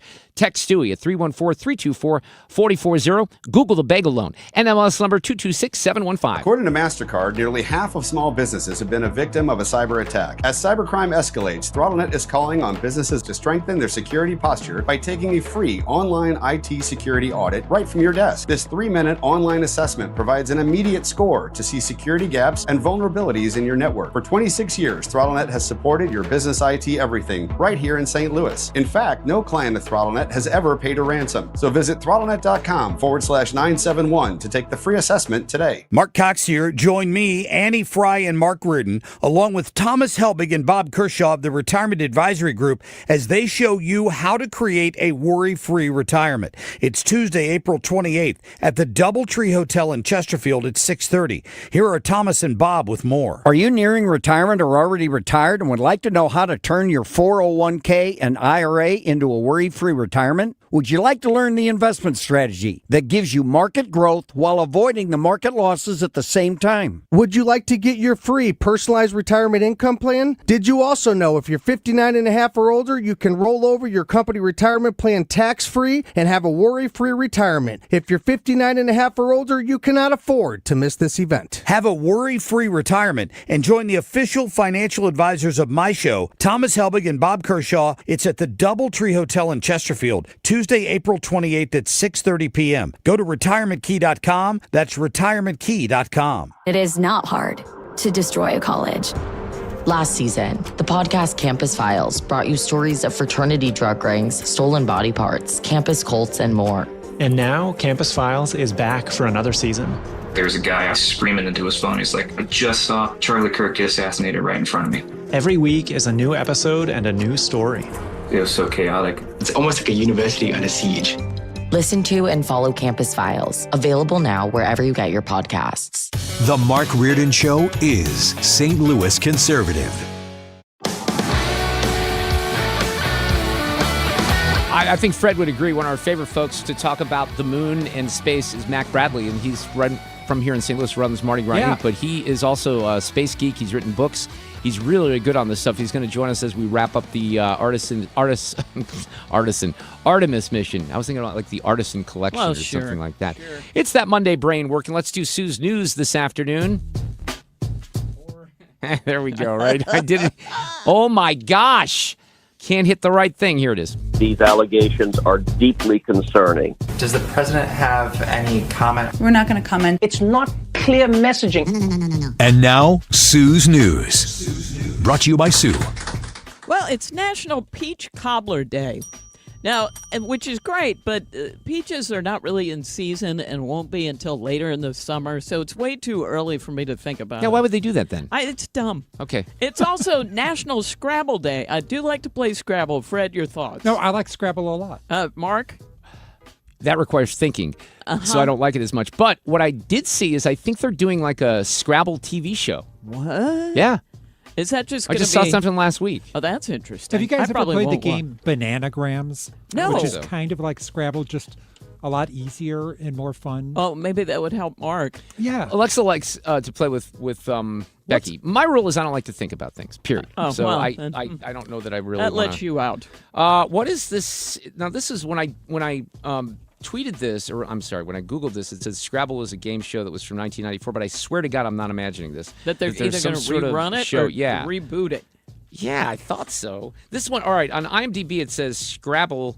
Oh, here it is. Craig Ferguson hosts the new Scrabble show. Interesting. But I don't know if it's new. It might have been from last year. I prefer to play it myself rather than watch Craig Ferguson. That might but not I be haven't the played worst it. plan. You know what? I have a set from like 1961 in its box that my parents, when they got married, somebody gave this to them or shipped it to them. And it's from the 60s, obviously, I just said that. And you could swirl it around, like you could, if it's Fred's turn, I could push it to him. Oh, those like are on cool. the turntable. It's Nice. really awesome. But Mike doesn't like to play. I'm going to have other people The biggest news to me is Craig Ferguson. I hadn't heard of him in a while. I know. Ferguson. Well, and I'm still a little confused by it based on my Google returns, but I swear I just saw a commercial about it. So. Well, you probably did. I mean, and it's also National Make Lunch Count Day, Fred. Don't suffer from FOLO. Now, you could do this tomorrow since lunch has passed. FOLO is fear of lunching out. They say people who are very intense at work may sit at their desk and snarf down a lunch feeling bad about going out. No. Get your friends and go out to lunch. That's silly. Of course. Well, I mean, yes, that's not all of these are, reality. Fred. That's That's not- just how it works. That's right. Yes. Get out of the office instead of having FOLO. Now, on this day in history, 61 years ago in 1965, the Beatles won Grammys for Best New Artist and Best Performance by a Vocal Group for A Hard Day's Night. But that year's Best Instrumental Performance was this. Oh, not quite ready since I'm doing so well here on this afternoon. Oh, this is interesting. That's That is not it. No. What? Try. Is that it? That's it. Okay, there you go. I honestly don't know what's happening in my brain today. I'm just going to tell you right Okay, now. that's The fair. Beatles won that 61 years ago, right when I was getting born, and I have not progressed very far up until this point. Well, I do love the Pink Panther theme, though. Yeah, while the Beatles were winning the vocals for A Hard Day's Night, this year's Best Instrumental Performance was the Pink Panther theme. And I love it so much that every time this comes up, we're going to hear it, because you don't get to hear it. Who was it? Who did what? Mancini, the composer? That's Henry right. Mancini. Henry Mancini. That's right. Yeah. I love those movies. I did too. Right? You know, even I was. We were pretty young in the 70s, Yeah. but I thought they were pretty clever. Now that's a series of movies I've never really gone back to watch. Oh. Well, didn't Steve Martin Recreate some of those? Yeah, I think so. Yeah. And then, since we've been talking about the Masters, I thought we'd mention this. 29 years ago today, it was 1997 when Tiger Woods became the youngest golfer to win the Masters. He was 21. He won his fourth Masters in 2005 and his fifth in 2019. Now, while you guys were all watching, on Saturday, I watched the entire coverage of the 1986 where Jack Nicklaus won. That's interesting. Yep. Wow. Because I Well, love that would it be so fun. much. I love it so much, and they have the entire thing on YouTube. You were probably one of the few that was doing Yeah, that. I probably was, but I figured there's one more day. The end is really when it all happens. Can I So, play this? yeah. Were you going to play the Sergio Garcia audio? Yeah, okay, here's the other thing. Did you see this, Fred? No. Oh, this is fun. Okay. This was going viral yesterday. Sergio did not like his drive on the second hole of the Masters yesterday. By the way, he was not in contention at all. So No. he's going out early Yes. with the people that really are. They made the cut, but doesn't really have a chance. But you earn money the higher you place. So he immediately smashed his driver into the ground a couple times, then swung it into the green tee box, and that bent the shaft near the head, and he tore it off. Anyway, here's part of the sound of his tantrum. It ain't good, and No. so the Masters, they don't like stuff like this at No all. kidding. And he threw a tantrum, right? 40 yards. Swinging the Frustrated club. Sergio. He hits the ground, and then not only did he take it out on the tee box, but that driver is done for the day. It happens. What did they tell you on the fourth hole? I'm not going to tell you. Did they give you a warning or something on the fourth? Is that Nice question, please. Yeah, there's the answer to that. Yes, they did give you a warning on the fourth hole. Did. Quit acting like a big baby, especially when you're not in contention. He has that reputation. I don't hate Sergio as much as many people do, but he's not one of the more likable guys on tour, that's for sure. Yeah, and he does not help himself with stuff not really. like that. And Mark brought this to my attention. Sid Croft has passed away at age 96. Now, he and his brother Marty were responsible for all kinds of stuff in the 70s, like H.R. Puffin stuff and Land of the Lost. And when I pulled up the theme song to H.R. Puffin stuff, I got mad. Because I remember being mad as a kid when this came on. Because I thought, can I please see a good cartoon instead of these weird... Oh, my gosh. Costumed things and a witch. I never liked the witch. I had Witchy Poo. Yeah, Witchy Poo. I had the exact opposite reaction because I loved H.R. Puffin stuff. And one of the things I love about this story, even though Sid Croft passed away, it's sad. He was 96, though, but the headline in The Hollywood Reporter was Sid Croft, co-creator of mind-blowing kids' TV shows, dies at 96. But these were very important parts of my childhood, and I really did like H.R. Puffin stuff. It was creepy, to your point. Like, if I were to show my daughter H.R. Puffin stuff when she was younger, she'd probably be creeped out by it. But how about this? The Banana Splits. The quality of this audio is not even good. Did you watch the Banana Splits, Fred? No. You didn't watch them? I've got a total 5 years missing here. Oh, my gosh. I didn't watch any of this. You didn't watch H.R. Puffin stuff? No, not at all. Well, what about Land of the Lost? No.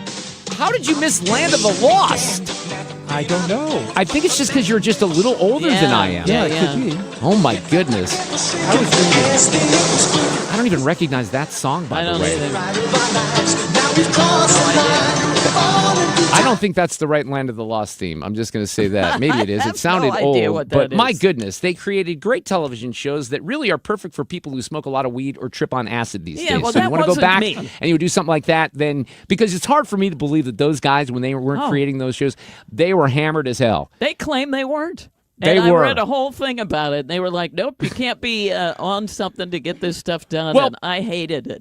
Maybe they weren't, but let's face it, a lot of people thought that they were. Yes, and that was part of the goal, right? What years was that? 70s. Early 70s. Like, I'd say 70 to 75. Okay. Yeah, it was a kid with a flute, Fred, that the Witchy Poo wanted the flute. It was so stupid. I can't believe you didn't like I that, didn't like Sue. it. Maybe it's a boy versus girl thing. Fred, I think you'd be on team Sid and Marty Croft with me. It's creepy. By the way, Marty died in 2023 at the age of 86, so he wasn't that long ago. Okay, on Friday, the FAA will open a new round of applications, and their latest campaign is targeting young adults who love to watch video games. They've got a hiring website that make pitches like level up your career with high score rewards, including paid training, government benefits, average pay exceeding $155,000 after 3 years of service.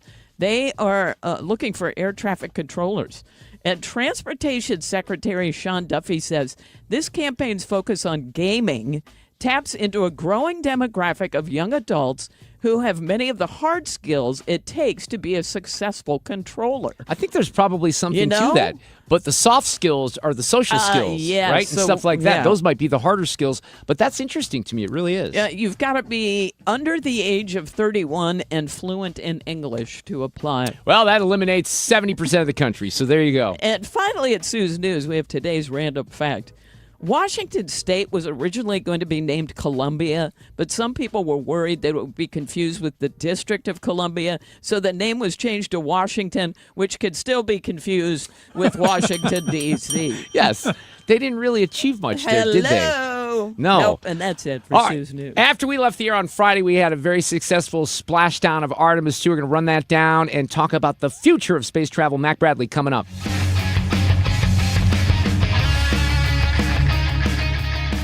I'm Dan Loney with Your Money Now.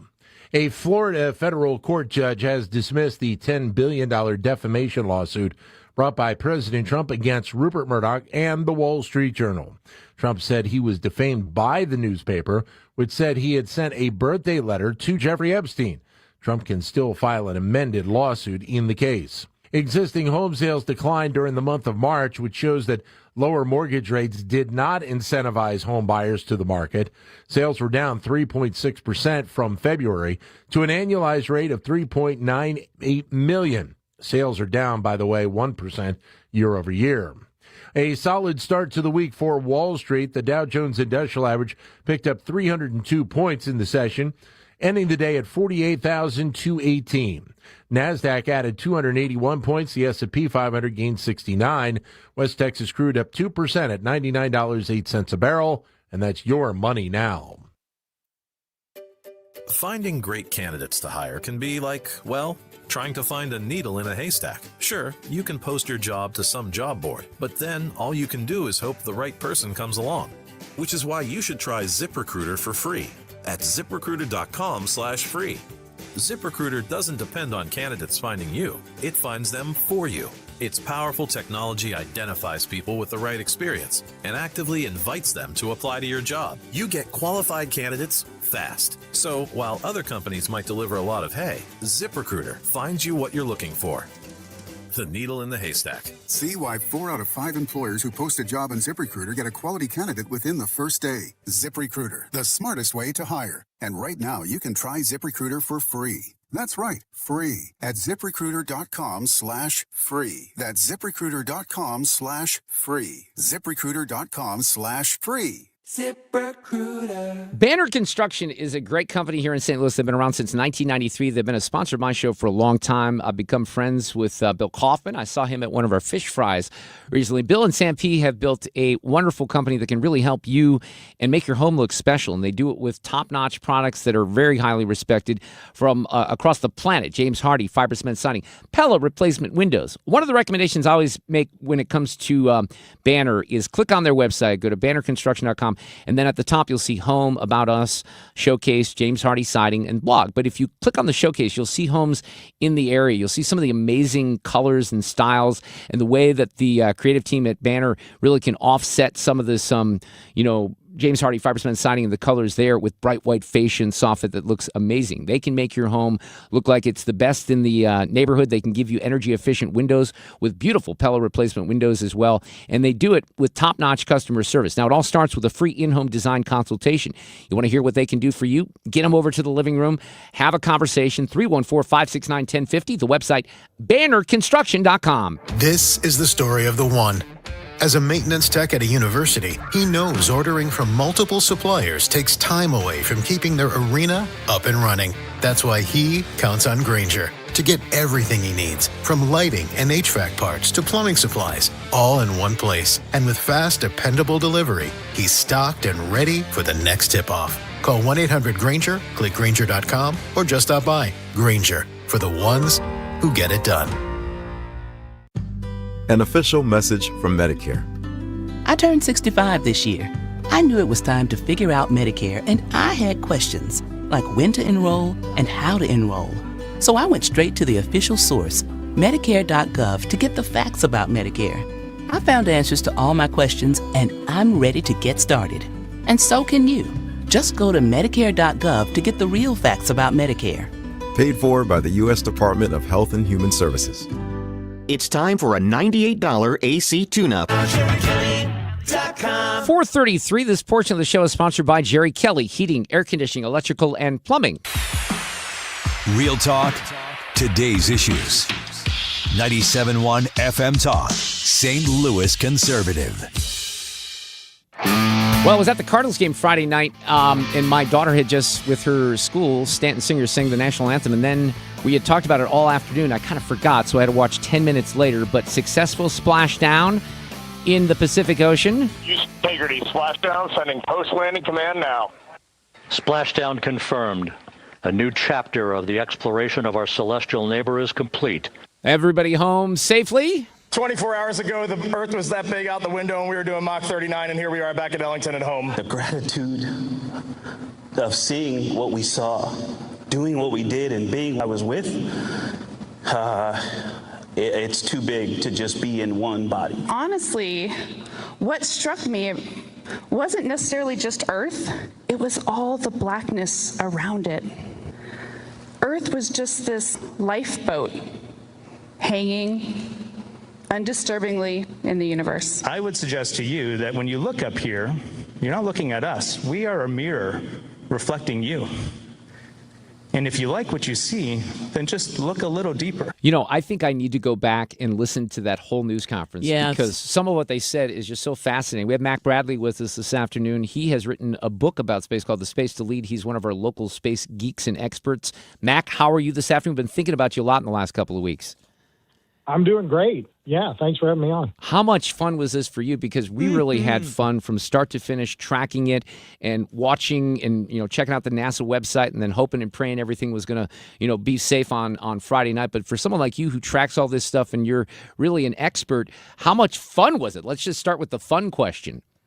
Oh, it was fantastic. I mean, every phase of this mission was just so much fun to follow and track. And 12 years ago, I was at NASA for the first test flight of the Orion spacecraft.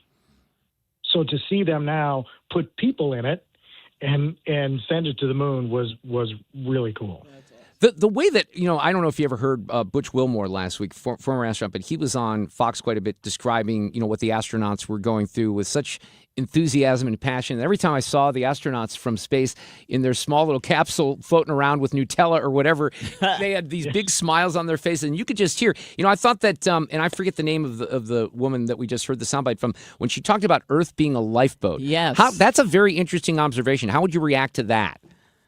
Yeah, well, that was Christina said that, and it's absolutely true. I mean, and it's also similar to what a lot of the Apollo astronauts said when they got back too.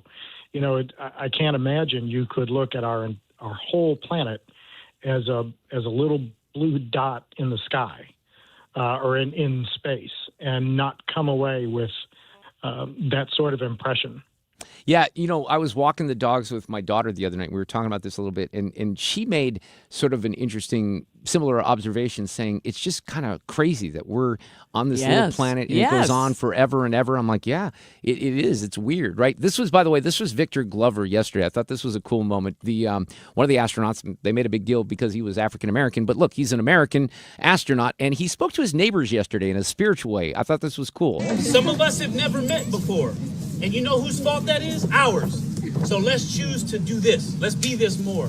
Let's be neighbors. I don't know if you heard me say it, but God told us to love him with all that we are and love our neighbors as ourselves. That's right. I know there's a long process in picking the crew that gets to go on a mission like this, but I think they did a really good job at picking some fine folks there, Mack Bradley. Oh, my gosh. There's just no doubt about it. All of them. Just absolutely fantastic human beings. And like he said, obviously we didn't experience it like they did, but just looking at the images they took, you look at that blue ball and think about the conflicts that we are having here on this little blue ball. It puts everything in a very different perspective. It really does. Yeah. Yes. Now, you and I have had these conversations over the years, but this is another one of those questions that comes up in the last couple of weeks because there are people out there who are saying, wait a second, why are we spending so much money to do this? What's the return on investment? It's cool and everything. Yeah. We like seeing the space gear, but why do we need to do this, right? Yeah. Yeah, well, there's a couple ways to answer that question. This flight was about $4 billion. If you compare it to Apollo, for example, Artemis from first flight to landing, assuming Artemis 4 is the first landing, will cost about a third in inflation-adjusted dollars what Apollo cost. That doesn't mean it's not a lot of money, right? It is a lot of money. So I have two answers to that question. One is exploration is important.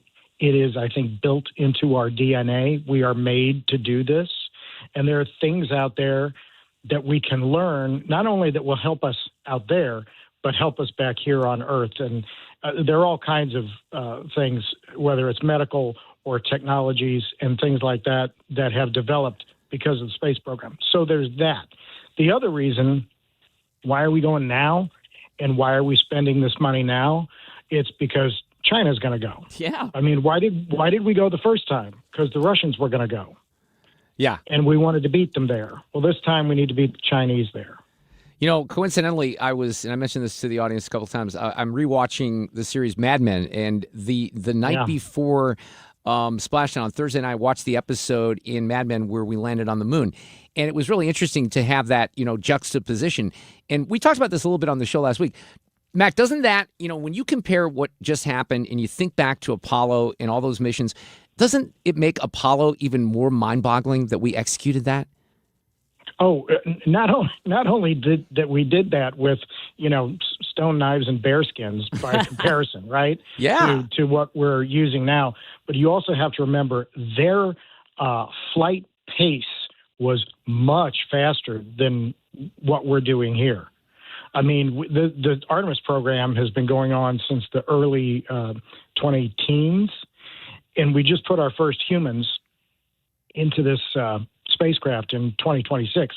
Between 1968 and 1972, we launched 8 missions.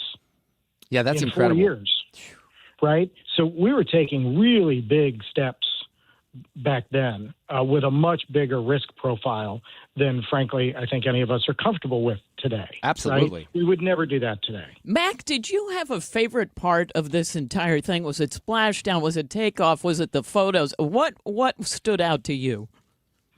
This is going to sound strange, but the communications blackout. When they were the 6 minutes. Right. When they were on the far side of the moon. Yeah. And I don't know if that was, I guess that in a way was my favorite part when they came out of it, Yeah. But I have to admit, I was a little uptight about that. I know it was planned and it happened. Boy, they got the math on this just right. They pinpointed the second that blackout would begin and the second that it would end, and they hit it both times. But that's a long 6 minutes, though, right? That's a long 6 minutes. That's a long 6 minutes, right? And these 4 people completely disconnected from the 8 billion of the rest of us for those 6 minutes. It's just remarkable. It really is. All right, so what's next, or what are you most looking forward to next in this whole project? Well, if according to the current schedule, and I have to say everything about Artemis has not gone to schedule, but if they stick to their current schedule, Artemis 3 will be in the middle of next year. They won't land on Artemis 3. That is to test docking in Earth orbit of the Orion spacecraft, the one that they flew this time, and they will dock it with one or more of the lunar landers. SpaceX is developing one, Blue Origin is developing one, and they have to test whether you can actually dock these things in space. So that'll be Artemis 3. Artemis 4 is the landing. That's early 2028. So that'll be the first time we've landed people on the moon since Apollo 17 in 1972. And then the plan is to build a permanent base by 2032. The Chinese say they're going to land in 2030. Aren't we the indigenous people on the moon, though? That's what I'm going with. Yeah. Okay. Yeah. We got the flags. We'll see how it happens. But part of it is who's going to get to the South Pole first, because that's where the water is. Oh, really? Oh. Yeah. And you need to be able to get the water for lots of different reasons. You can, you can use it as water. You can turn it into oxygen. You can turn it into rocket fuel. So location becomes really important for this next round. Huh. Well, it's going to be fun to watch. Yeah. And Mac, thank you so much for jumping on here. I know we've been thinking about you because I know how much fun that you were having, and we love to hear about this. We were really into it, and it's a great diversion from all the other nonsense out there. So that's in and of itself very helpful. Thank you. I hope all is well in your world. Thanks. All right, take care. You too. Cusumano is coming up next. Traffic from the 97.1 FM Talk Traffic Center. We've got westbound 6440 lining up in the usual area. So that would be Kings Highway out through McCausland. There's a report of debris eastbound 44 past Big Bend. Watch for that in the left lanes. And MoDOT not saying exactly what it is, but debris in the left lanes. Stall westbound 70 past Union. Watch for that one in the right-hand lane. And we've got volume on southbound 270. It's mostly moderate, but it's from Olive down past Gravois. And 64 westbound is slowing west of Wing Haven out through the 70 split. On the Illinois side, eastbound 70 slows at 64, and there's some moderate volume eastbound 64 right at 157. I'm Sue Thomas, and that's traffic. 97.1 FM Talk, St. Louis Conservative.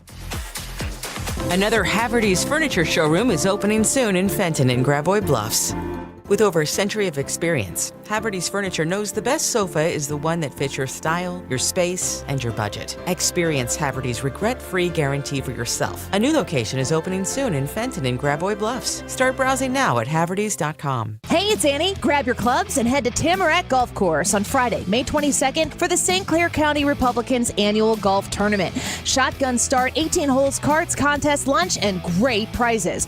Learn more at 971talk.com/events. When you're approaching retirement, there are a lot of questions to answer. Do you have enough money to fund your income for life? How should you claim Social Security? And what's your plan for health care and long-term care? Hi, I'm Eric Robert, Director of Investments with the ClearPath Wealth Management Group at Stifel and host of On the Money Saturday mornings at 11 on 97.1 FM Talk. Don't leave your retirement to chance. It's crucial to understand and address relevant risks before you retire. Our team can help you get organized, guide you through critical retirement decisions, and create an investment portfolio designed around your needs. To schedule your free retirement plan consultation, go to clearpathinvesting.com. That's clearpathinvesting.com. Or call us at 636-695-2650. That's clearpathinvesting.com or 636-695-2650. Stifel Nicholas and Company Incorporated, member SIPC and NYSE. Triton Exteriors, St. Louis Roofing, Siding, and Gutter Systems. We'll take care of you and your home. We're #1 in the Ladue, Kirkwood, and Webster area. James Hardy certified. Visit Triton.stl.com to be connected with a James Hardy expert and receive a free estimate. Triton-stl.com or call 314-717-1159. That's 314-717-1159. Triton Exteriors, St. Louis #1 James Hardy specialists. Ronald Reagan once famously said, "Government is not the solution, government is the problem." When it comes to economic growth, government can be a roadblock. With red tape, regulations, and subsidies, government stifles entrepreneurship and also props up businesses that deserve to go under. Unlike government, free markets encourage risk-taking, freedom to succeed or fail. Governments shouldn't be picking winners and losers, the market should. Free markets benefit the business owner and the customer by encouraging competition. Free Market enabled a young man named J.C. Hall selling picture postcards in Kansas City to turn his idea into Hallmark cards. In St. Louis, the Free Market made it possible for Adolphus Busch to turn his father-in-law's local beer into the world's largest brewery. A free market also means you get to send your kids to the school of your choice. Learn more about free markets at showmeinstitute.org. The Show Me Minute has been brought to you by Show Me Institute and Show Me Opportunity. I'm John Morgan of Morgan & Morgan. After suffering an injury, you may face many hard questions. What will tomorrow bring? Which firm should I choose to represent me and my family? At Morgan & Morgan, we will hold your hand every step of the way. From our one-click sign-up, mobile apps, and 24/7 availability, we make it easy to get your case started right from the comfort of your couch. All firms are not the same. The choice is easy. Morgan & Morgan, for the people. Injured? Visit forthepeople.com for an office near you. Want to make the most of your tax refund? File with TurboTax on Intuit Credit Karma. They help you get your biggest refund, and then we help you do more with it. With a personalized plan designed to help you hit your money goals. Start filing today in the Credit Karma app. Mark Reardon is St. Louis Conservative. All right, right to Frank Cusumano from KSDK. Lots to chat about on this Monday afternoon. How did you enjoy the Masters, Frank Cusumano?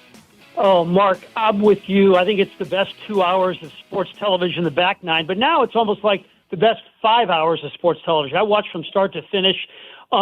My takeaway is I'm still waiting for Scotty Scheffler's putt to drop on 17 because after the McEnroe, after the McIlroy bogey, we would have had a playoff with the two greatest players of their generation, and the 1 and 2 in the country right now.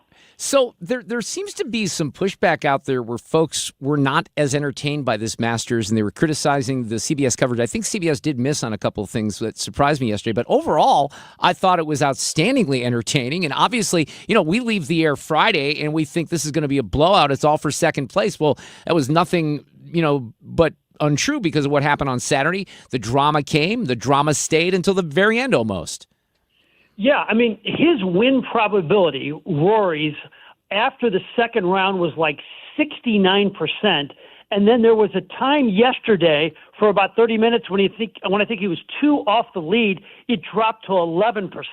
Look, I talked to Jay Delsing, the pro golfer from St. Louis who's played in 10 majors last night, and he said after Friday, the Masters people, the superintendent, they wanted to make it easier so people could make a run at Rory. And fortunately, Rory obliged by shooting that 73, and then heading into Sunday, we had incredible drama. Yep, absolutely. Frank, could you? I'm getting into golf slowly, and yesterday actually was my first full day of just sitting down and watching it. It was very entertaining, but I think there's a lot of people out there that are here. Okay, McIlroy wins again. Great day of golf, but can you dive a little bit deeper into what made it such an entertaining day of golf? Well, you had so many potential, incredible storylines that were on the cusp of happening. I mean, you had Cameron Young, who could have won his first major and be proclaimed the next great American golfer. You had Scheffler with a chance to say, it's not Rory, it's me. Jason Day. Jason Day could have been a narrative. He was starting to look like he could be in contention. And the best story would have been Justin Rose winning his first Masters in his mid-40s, and he had a 2-shot lead. I mean, I don't think in other sporting events you have 6 storylines that are unfolding every 15 minutes in front of your very eyes. By the way, I would criticize CBS because, look, not that I want to take, glee in someone else's misery, but he was paired with Scotty yesterday. Ha-Tan Lee was a contender going into the last day. He had a quintuple bogey on one of his holes, and CBS completely skipped that. We should have been able to see that, I think. Oh, I'm with you because we can relate to that quintuple bogey. Oh, absolutely. How about this too, Mark? When you have a par 4 and your second shot after a good drive is still 225 or 240. Yeah. No, I know. It's crazy. It really is. All right, let's talk about the Cardinals because we went into the weekend in not too bad a shape. Friday was a victory. They didn't do so well on Saturday and Sunday. A lot of runs scored. Pitching kind of fell apart. But we can maybe look at one of the positives, and that is Jordan Walker is still on fire, isn't he? He is. If you had him at the end of last season leading the major leagues in home run after 15 games, you're really an amazing baseball person. Mark, here's the way I look at it now, is that when I'm growing up, the at-bats, or when I'm starting to cover baseball, the at-bats that I would never miss, I would never go to the restroom, like Jack Clark, Mark McGwire, Albert Pujols. Now, it seems crazy to put Jordan in that group, but at least right now, in April of 2026, you're keeping an eye on this. Hey, when is Walker going to bat again? I'm not going to miss this. I'm going to put my phone down because I'm going to enjoy this experience. I was at the game Saturday, miserable game. I didn't care. I got to see Jordan Walker hit a ball to dead center field over 400 feet. And let me add on to that, Frank. I think it's the way in which he's doing it as well. Yes, the approach looks so much better. The pitches that he is taking that last year, those breaking balls away that he most certainly would be swinging at, he's taking the ball the other way. But a couple of these home runs that he has hit, he's hitting while off balance, and it just reminds people of how strong he is and why the potential is so great in that 23-year-old bat. Yeah, and I'm glad you brought up the swing itself. I mean, this thing is a thing of beauty right now. And the way he comes to the plate, this swagger now. He's intimidating. I can't believe we're watching the same guy from last year or the year before. So the as I will still refer to him as the Tribe is in town. I was watching because I'm a baseball fan. I was watching Sunday Night Baseball last night, and the Braves just beat the crap out of the Guardians. But they're not a bad team, are they? No, they're not. And this is a big start because we've had some starting pitchers falter for us recently. But Matthew Liberatore has been pretty good. It'd be nice to see him have a good start tonight. Here's my goal for the Cardinals.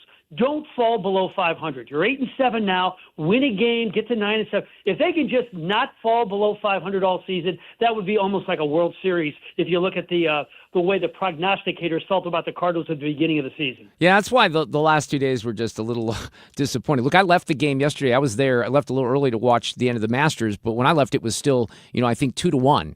Or something along those lines. And then everything went to hell. Plante did not have the best start. I mean, obviously the bullpens had some issues as well. But it's a new series with Cleveland in town. Frank, have a great night, and we'll talk on Friday afternoon.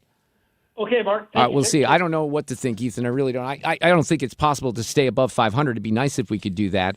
But the last 2 games sort of left me with a little less hope on how this is going to move forward.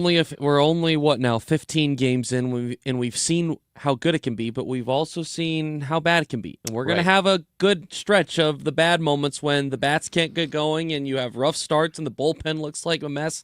There's going to be a healthy balance in a year like this, but you just got to ride this roller coaster and hold on to the good, hoping that that's what you could carry into the upcoming years. Now, Dick Fitz is hurt. I know. And I wanted to say that on purpose, but Richard Fitz, who's one of the better prospects, he is on the IL in Memphis with a lat strain. That's not a good thing. He could have potentially been with the club at this point, right? Only on the injured list for 7 days, so it doesn't, this could be something, hopefully that's going to be a little quicker. Lat strains with pitchers, though, can be tricky, so let's hope that this is a quick thing and that he's going to be able to make his Cardinals But he's a guy soon. that we should see soon, though. I would imagine if he's so, healthy. as long as he is healthy, yes. It's going to be him or Hunter Dobbins that'll be making the first start for the Cardinals outside of the rotation. All right, Ethan, we're going to take a break here. Sue's got traffic. We'll come back. Andrew Bailey, the former AG of Missouri. We've kind of lost touch with him because he's the assistant director of the FBI. He's in Missouri with Governor Kehoe for a very specific reason. He'll explain. We'll get Andrew on after the top of the hour. Traffic from the 97.1 FM Talk Traffic Center. Westbound 70, a little slow past 94 and a K, and then it opens up. 64 is slower, and this is Kings Highway. In pockets, out past McCausland, we've got eastbound slowing at Big Bend, and that's jamming up southbound 170. Southbound 270, slow pockets from Olive down through Gravois. 55 looks good. And out west, actually it's 64, is slowing just past Winghaven out through the 70 split. On the Illinois side, eastbound 70 jams at 64. That's that ongoing road work. And we've got a jam, especially southbound Route 3, south of Monsanto Avenue, and eastbound 64 jams at 157. This report is brought to you by Barron Mirror Glass and Door. Simply the finest when it comes to mirror glass and shower doors. You can't find better quality or service. They've got the latest, most custom designs right there in Chesterfield Valley. Creativity unlimited, quality unsurpassed. I'm Sue Thomas, and that's Traffic. 97.1 FM Talk, St. Louis Conservative. Mark Cox here. Beat the spring cleaning rush and zero res. This week, 3 rooms of carpet cleaned starting at just $129 and whole system duct cleaning for just $5.99.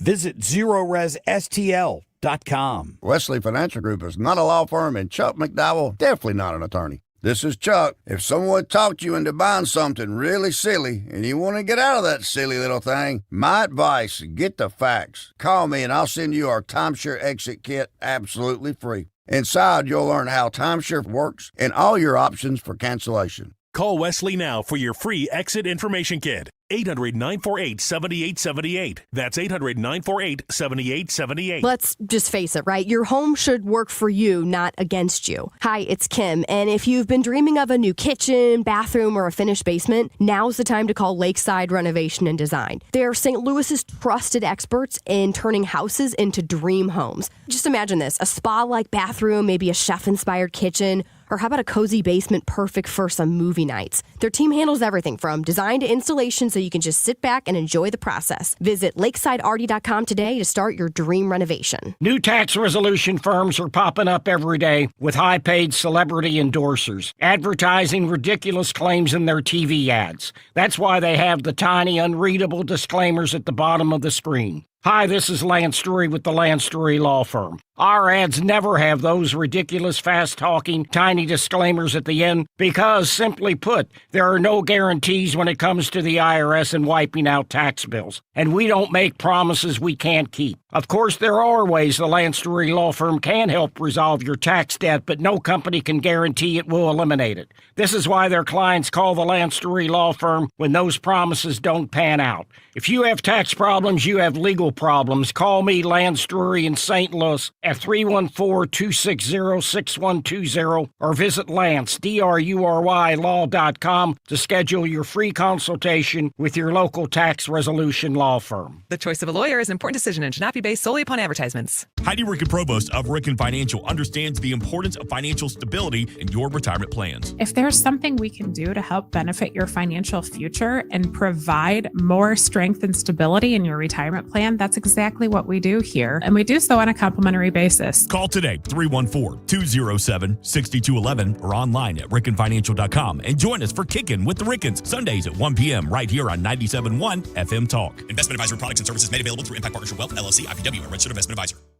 KFTK FM Florissant from the Kaufman Townsley St. Louis's Injury Lawyers Studio. Call 314-777-7777. That's 314-777-7777. Leave office, signed Lee Silicera. California Democrat Eric Swalwell says he will resign from Congress after allegations of sexual assault. Congressman Eric Swalwell has been accused of sexual misconduct by 4 women. Allegations include one former staffer who says he sexually assaulted her on 2 occasions. The 45-year-old Democrat has repeatedly denied these claims. Last night, he made the announcement on X suspending his campaign, writing, quote, "To my family, staff, friends, and supporters, I am deeply sorry for mistakes and judgment I've made in my past." Fox's Alex Hogan in Washington. The House Ethics Committee was set to begin investigating the allegations against Swalwell. He dropped his bid for governor yesterday. The U.S. military stopping traffic at Iranian ports after talks with Tehran failed this weekend. But President Trump says a deal is still possible. U.S. warships are now enforcing a blockade of Iranian ports, not allowing vessels in or out, adding pressure on Iran to reopen the Strait of Hormuz. We can't let a country blackmail or extort the world, because that's what they're doing. They're really blackmailing the world. We're not going to let that happen. President Trump ordered the blockade following direct talks with Iran and Pakistan over the weekend that failed to produce a permanent ceasefire. Iran is doing absolutely no business, and we're going to keep it that way very easily. Iran is threatening to target ports of U.S.-aligned nations along the Persian Gulf and Gulf of Oman unless the U.S. ends its blockade. Fox's Jared Halpern at the White House. The U.S. says George H.W. Bush Carrier Strike Group is on its way to the Middle East, but Fox News is told is going around the African continent to avoid any attacks by Houthis in the Red Sea. President Trump says he will not apologize to Pope Leo XIV after criticizing Leo's opposition to the conflict in Iran. The president lashed out at Leo last night. Leo said the Vatican's opposition to war are rooted in the gospel. America's listening to Fox News. I move mountains for a living. Literally. That means I don't carry hand lotion, and when it comes to serious heartburn, I don't mess around with anything but Rolaids. Rolaids' dual-active formula has calcium carbonate and magnesium hydroxide that relieves heartburn fast. Yeah, you heard right. 2 actives for that powerful relief. And the best part? The roll fits right here in my pocket, so I can get back to moving mountains. Rolade spells powerful relief. Read each label. Use as directed. Keep out of reach of children. Here's a tale of Becky. Didn't know what to do with new meds prescribed and no real cost clue. She squinted at prices, that can't be right. Then tapped GoodRx and saw the light. She can get a deal. Book telehealth if she feels. Learn about those meds without any stress. That one little app does all the rest. Even my horse downloaded it. Dang, save time and money on prescriptions. Check GoodRx. GoodRx is not insurance. Air Comfort Service, heating, cooling, and insulation, weather. All is quiet for our weather this evening and overnight, but it's more like summer than early spring. Partly cloudy skies, it's warm, it's windy, 69. Tuesday, partly sunny, windy, and warm. Maybe a spot afternoon thunderstorm, but a lot of dry time. Not expecting a lot of action on Tuesday, 89 degrees. Tuesday night, cloudy, windy, some scattered showers, couple of thunderstorms.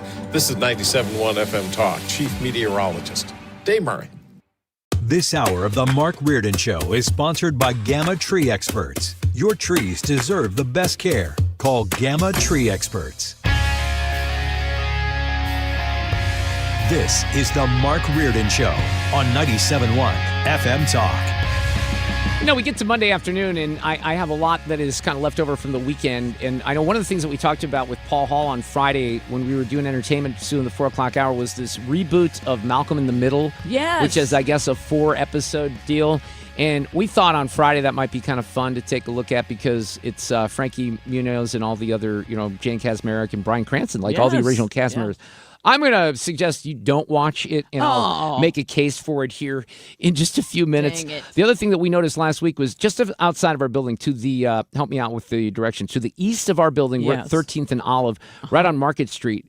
They're adding, what do you call those things? Are they called the bump outs? Bump outs, whatever they are. They takes away the entire right lane. And this is leading up to where City Hall is. If you're going, kind of envision where Market is, and it runs, north and south. We don't know what's going on. Ed Rhode, who actually was on our political roundtable on Friday, apparently has the details on that. He's going to join us.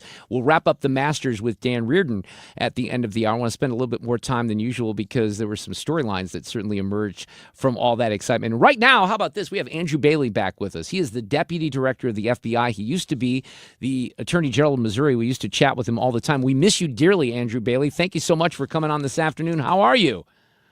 Hey, Mark. How are you, my friend? I really appreciate you having me on, man. Always good to reconnect with you. Well, we're doing great, and I text you from time to time because I miss you, and I know you're a fan of the show. And then Fred told me, I was so thrown off on Friday because he had not told me in person that you were going to be on the show. And I read Andrew Bailey's on Monday. I'm like, wait, that has to be a typo. So we're very glad to have you. But you're here for a particular reason with the governor, right? Yeah, that's right, man. This is all about ensuring safe and secure FIFA World Cup games.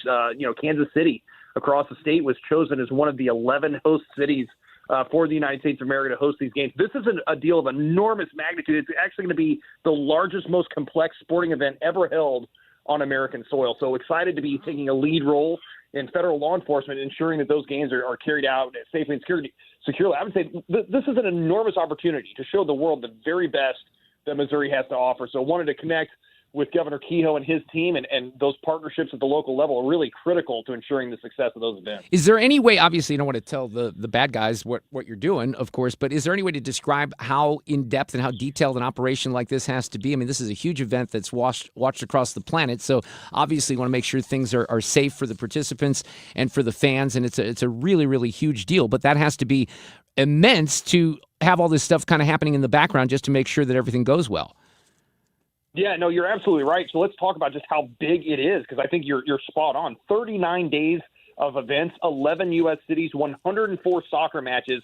There's going to be 5 to 7 million attendees across those 104 matches. So that's an enormous event. And Kansas City actually has some of the most events of any host city, and it's one of the smallest venues. And so, again, enormous opportunity. But when we talk about the coordinated effort to secure the events, what we're talking about is partnering with the locals and information sharing. Our work countering potential drones. And I would tell folks, look, if you're going to the event, leave the drone at home. You don't need it. You can watch the event. You don't need the drone to participate. And so, the counter drone effort is super critical to securing those events. And we've had a lot of success with that. Cybersecurity is another thing the FBI specializes in. And we're constantly monitoring kind of an evolving threat landscape as it relates to cybersecurity. And then, of course, intelligence sharing across all lines of federal, state, and local government. What we found is in the past, when there's been problems at events like this, someone somewhere in the chain of command had information and it just didn't reach down to the level of the law enforcement agent that needed the information. And so that's one thing the FBI specializes in, is intelligence collection and gathering, and certainly we were doing that. I'd tell you, Kansas City Police Department, Missouri State Highway Patrol, National Guard, FBI, and DHS as well are all synced up on this and are prepared to ensure safe and secure games for all the attendees. Because if you go back, on the information sharing topic, you go back, certainly can go back to 9/11, even before that. Sometimes there are stories that have emerged, even when I watch some of the true crime stuff, and you're kind of amazed at how little information sharing went on in law enforcement back, in decades previous. Hopefully not now, but that's still a challenge when it comes to information sharing because there's so many different departments and agencies, I would guess. No, that's absolutely right. And, luckily, here's the problem, too. You can't develop the right relationships in the middle of the crisis or afterwards. Those relationships and the information sharing and the systems have to be in place long before that. And I'm proud to report that, whether it's in St. Louis or Kansas City, the relationship between local FBI field offices and the local police departments is phenomenal. And certainly the state of Missouri has a role to play now in both St. Louis and Kansas City. And so I'm just so proud of the work that our partners in law enforcement have done for the past years getting ready to showcase this event. And, kudos to Governor Kehoe and his leadership for helping not only bring the event here, but putting the right people in place at the state level to ensure that the games are carried out safely and effectively. So you've been on this job in D.C. for how long now, Andrew?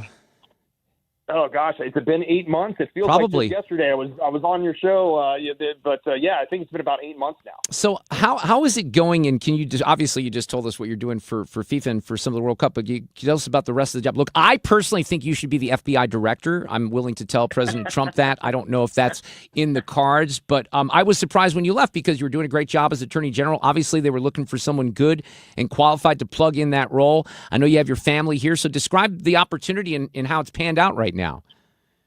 Yeah, Mark. No, I appreciate your vote of confidence and your friendship and kindness there. And look, I'm called to serve. And at the end of the day, whether it was when I was called to serve in the United States Army after the events of 9/11 or now, ultimately my family benefits, the state of Missouri benefits from safety and security. And that's something the FBI specializes in. And, some of the things I'm focused on, the violent crime piece is something that comes, combating violent crime is something that comes very natural to me, given my history as a prosecutor and as state attorney general. That's very intuitive. The national security piece is something that is much more complex, and it really opens your eyes to some of the international threats that our country faces. But it's something that we remain vigilant on. And, FIFA security is something I put under my umbrella. And then structural reforms.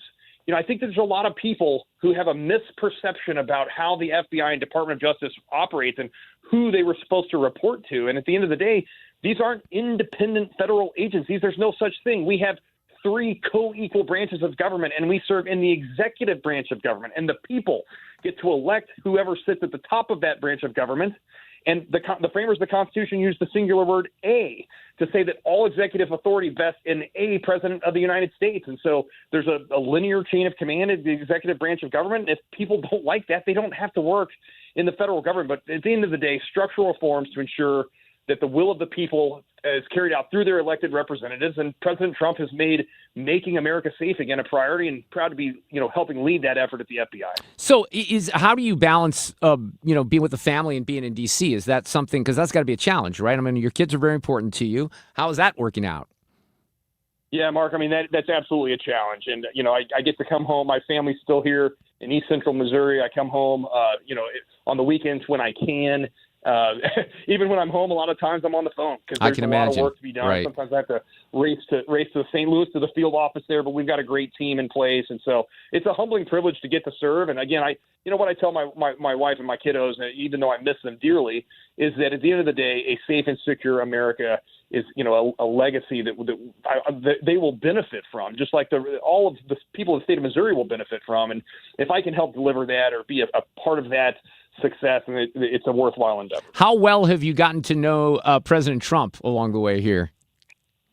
He is fantastic. He is, the amount of energy. If you could It's bottle that unbelievable. amount of energy, and yeah, it's really, truly remarkable what he's done. Not only his historic political wins, but the policy wins that he's been able to score and how quickly he's been able to do that. I think he was really smart about choosing leaders to deploy across these executive agencies who will disrupt the status quo, because I think the American people were tired of seeing government not serve the people and not be accountable and responsive to the will of the people. And so, again, this is just what President Trump is doing is consistent with the framers' intent in making these co-equal branches of government, that he is elected by the people and is carrying out their will through his policy position. He's doing it with lightning speed. Andrew Bailey is with us, former Attorney General of Missouri, is the Deputy Director of the FBI. Sadly, Andrew, and I'm sure you know this from following the news, things here in St. Louis have not gotten, sometimes a whole lot better. We're coming off last weekend, not this past weekend, where there were like 9 separate shootings, one in Soulard at 6 p.m. a week ago Friday, violent crime downtown continuing. We're trying to get things, back on track. You did your part to improve, our urban area. But, man, we still have challenges that are not going away. Yeah, that's for sure. And, at the end of the day, the FBI is going to work with the St. Louis Metropolitan Police Department, those brave men and women that put on that uniform every day and put their lives on the line to try to keep our streets safe. And it is shameful when you have local leaders that want to fight that effort or disparage that effort, defund that effort. Certainly we've seen that in the past. And, at the end of the day, keeping our streets safe so that our children can enjoy playgrounds, so men and women can go to work or the grocery store or church, school without being threatened or harmed. These are nonpartisan issues, and it's disgusting they should be. when you've got Absolutely. local officials that fight that. Andrew Bailey, great to have you. Come see me in person sometime. Maybe next time you will be director of the FBI. I still think that's in the cards, but thank you so much for checking in and thinking of us this week. Hey, God bless you, my friend. Talk soon. All right, we'll see you. I wanted to, this is live right now actually, it might have been recorded, but Bret Baier is interviewing J.D. Vance in the aftermath of the talks in Islamabad over the weekend. I want to tap into this here for a few minutes. We're going to know, because we have very good intelligence, which ships are going in and which ships are coming out that are connected to Iran. But, Brett, here's the very interesting thing about all this is that the only thing the Iranians have been able to do, they haven't, of course, beaten us militarily. They've had their military been decimated. They haven't been able to prosecute the case when it comes to weapons of war. What they have done is engage in this act of economic terrorism against the entire world. They basically threatened any ship that's moving through the Straits of Hormuz. Well, as the President of the United States showed, two can play at that game. And if the Iranians are going to try to engage in economic terrorism, we're going to abide by a simple principle that no Iranian ships are getting out either. We know that's a big deal to them. We know that applies additional economic leverage. And again, Brett, the president wants the Iranian people to thrive and succeed. He has had his negotiation team put on the table a serious proposal. The ball is in Iran's court. Did we make progress? Yes. But we're going to find out from the Iranians whether we can make that ultimate bit of progress that gets us to a big deal. The president has also said he wants this to end soon as it can. It's being reported that you had real skepticism about this at the beginning and that you expressed that to the president. Is that true? Well, Brett, I give my advice to the President of the United States, and we all do, and I expect that when I give advice to the President of the United States, that it's going to be private, because the president should rely on his senior advisors without them then running to the media. What I will say, Brett, is that I 100% agree with the president on the fact that Iran can't have a nuclear weapon. I've seen that just in the negotiation that we've had over the last couple of days, that these are tough negotiators, but they're fundamentally the kinds of people where them having a nuclear weapon would impose terrible costs on the entire world. If they're willing to engage in economic terrorism on the entire world, what would it mean? What leverage would they have if they had a nuclear bomb in Tehran?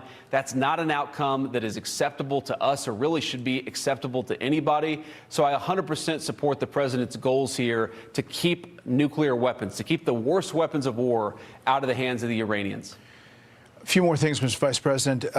You say there's progress being made here and the trip to Pakistan was not fruitless. However, I'm not hearing the next step if the Iranians don't do the next step. You also campaigned for Viktor Orban in Hungary, and he lost that race, defeated after 16 years in power.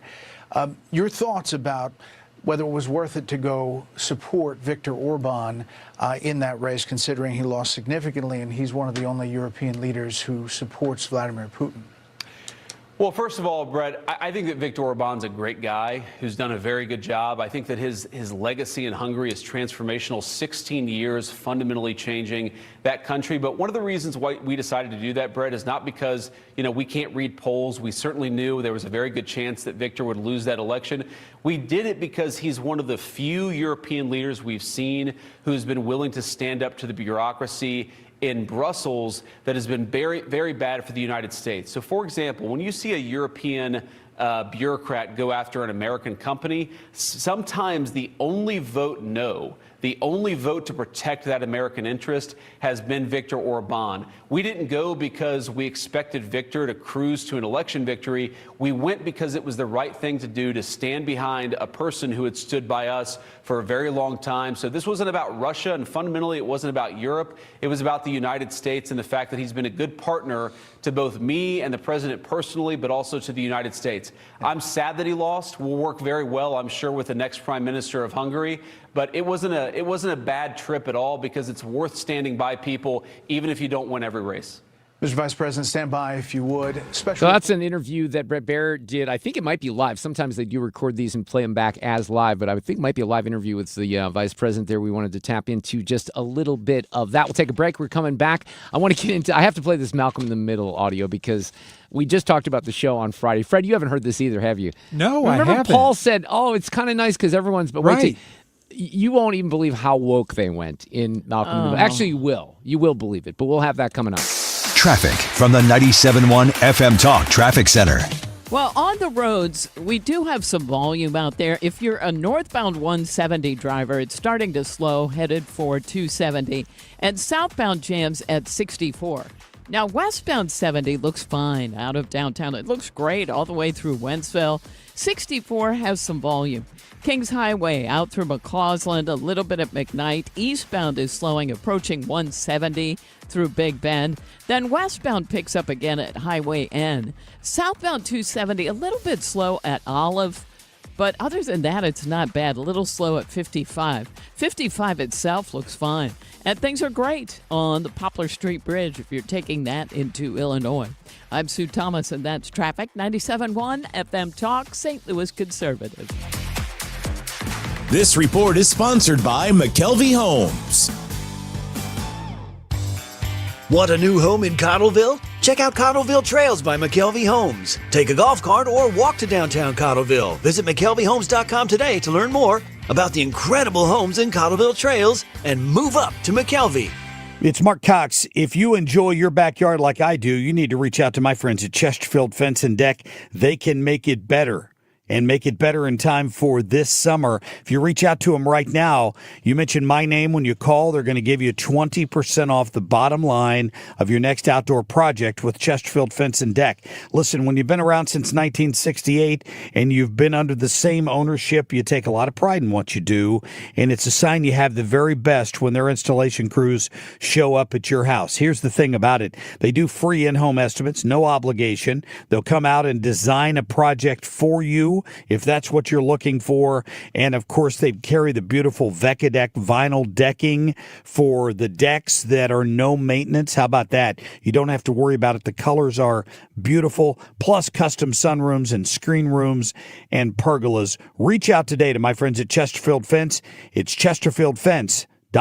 Mark Cox here. Join me, Annie Fry, and Mark Reardon, along with Thomas Helbig and Bob Kershaw of the Retirement Advisory Group, as they show you how to create a worry-free retirement. It's Tuesday, April 28th at the Doubletree Hotel in Chesterfield at 6:30. Here are Thomas and Bob with more. Are you nearing retirement or already retired and would like to know how to turn your 401k and IRA into a worry-free retirement? Would you like to learn the investment strategy that gives you market growth while avoiding the market losses at the same time? Would you like to get your free personalized retirement income plan? Did you also know if you're 59 and a half or older, you can roll over your company retirement plan tax-free and have a worry-free retirement? If you're 59 and a half or older, you cannot afford to miss this event. Have a worry-free retirement and join the official financial advisors of my show, Thomas Helbig and Bob Kershaw. It's at the Doubletree Hotel in Chesterfield, Tuesday, April 28th at 6:30 p.m. Go to retirementkey.com. That's retirementkey.com. Mark Reardon,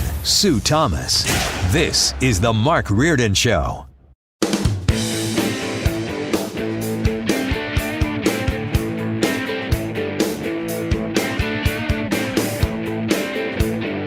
Okay, I'm not even really sure that I was going to check out Malcolm in the Middle because I never really watched the show. Was it a 90s show? It was probably a 90s show, right? Yeah, I think so. I really enjoyed it.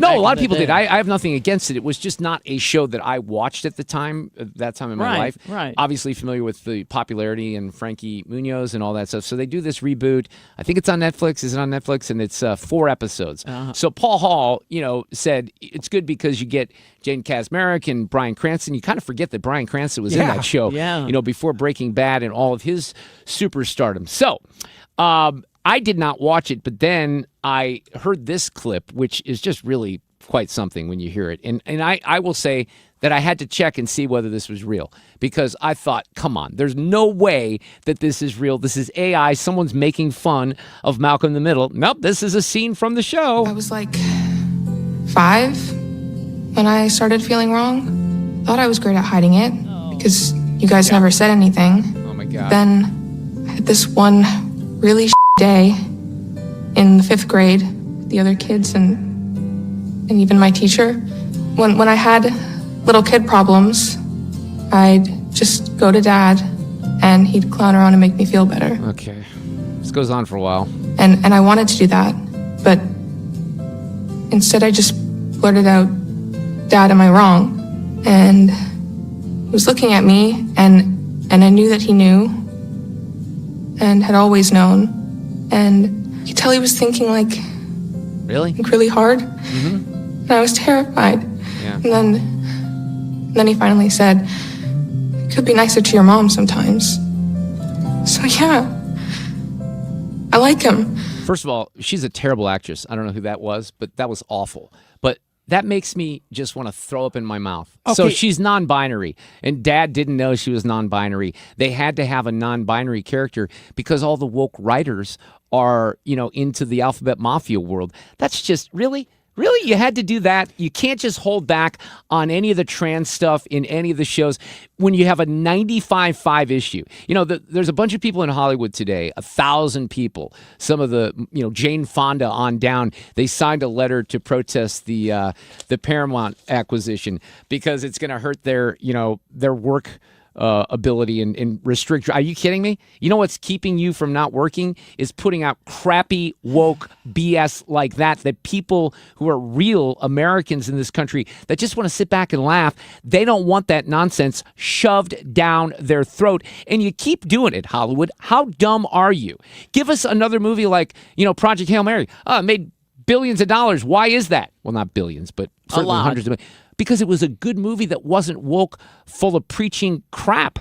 So people glommed onto it because it was actually decent. I cannot believe that that's a real scene from this show. So that's a real clip. Is that?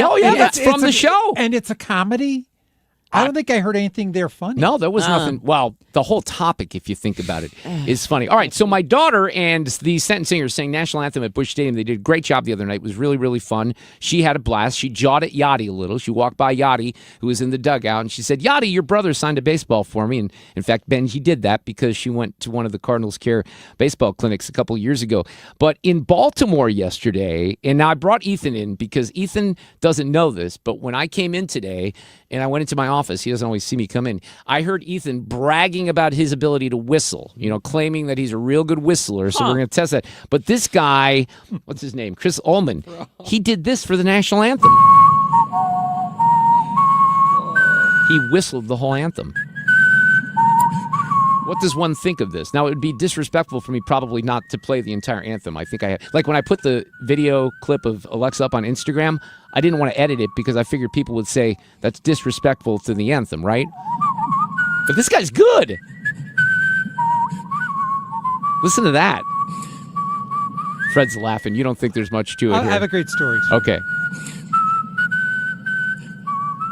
Okay, so I can fade that down now. But Okay. that's pretty but it also made me think of the Andy Griffith theme song too. Like this.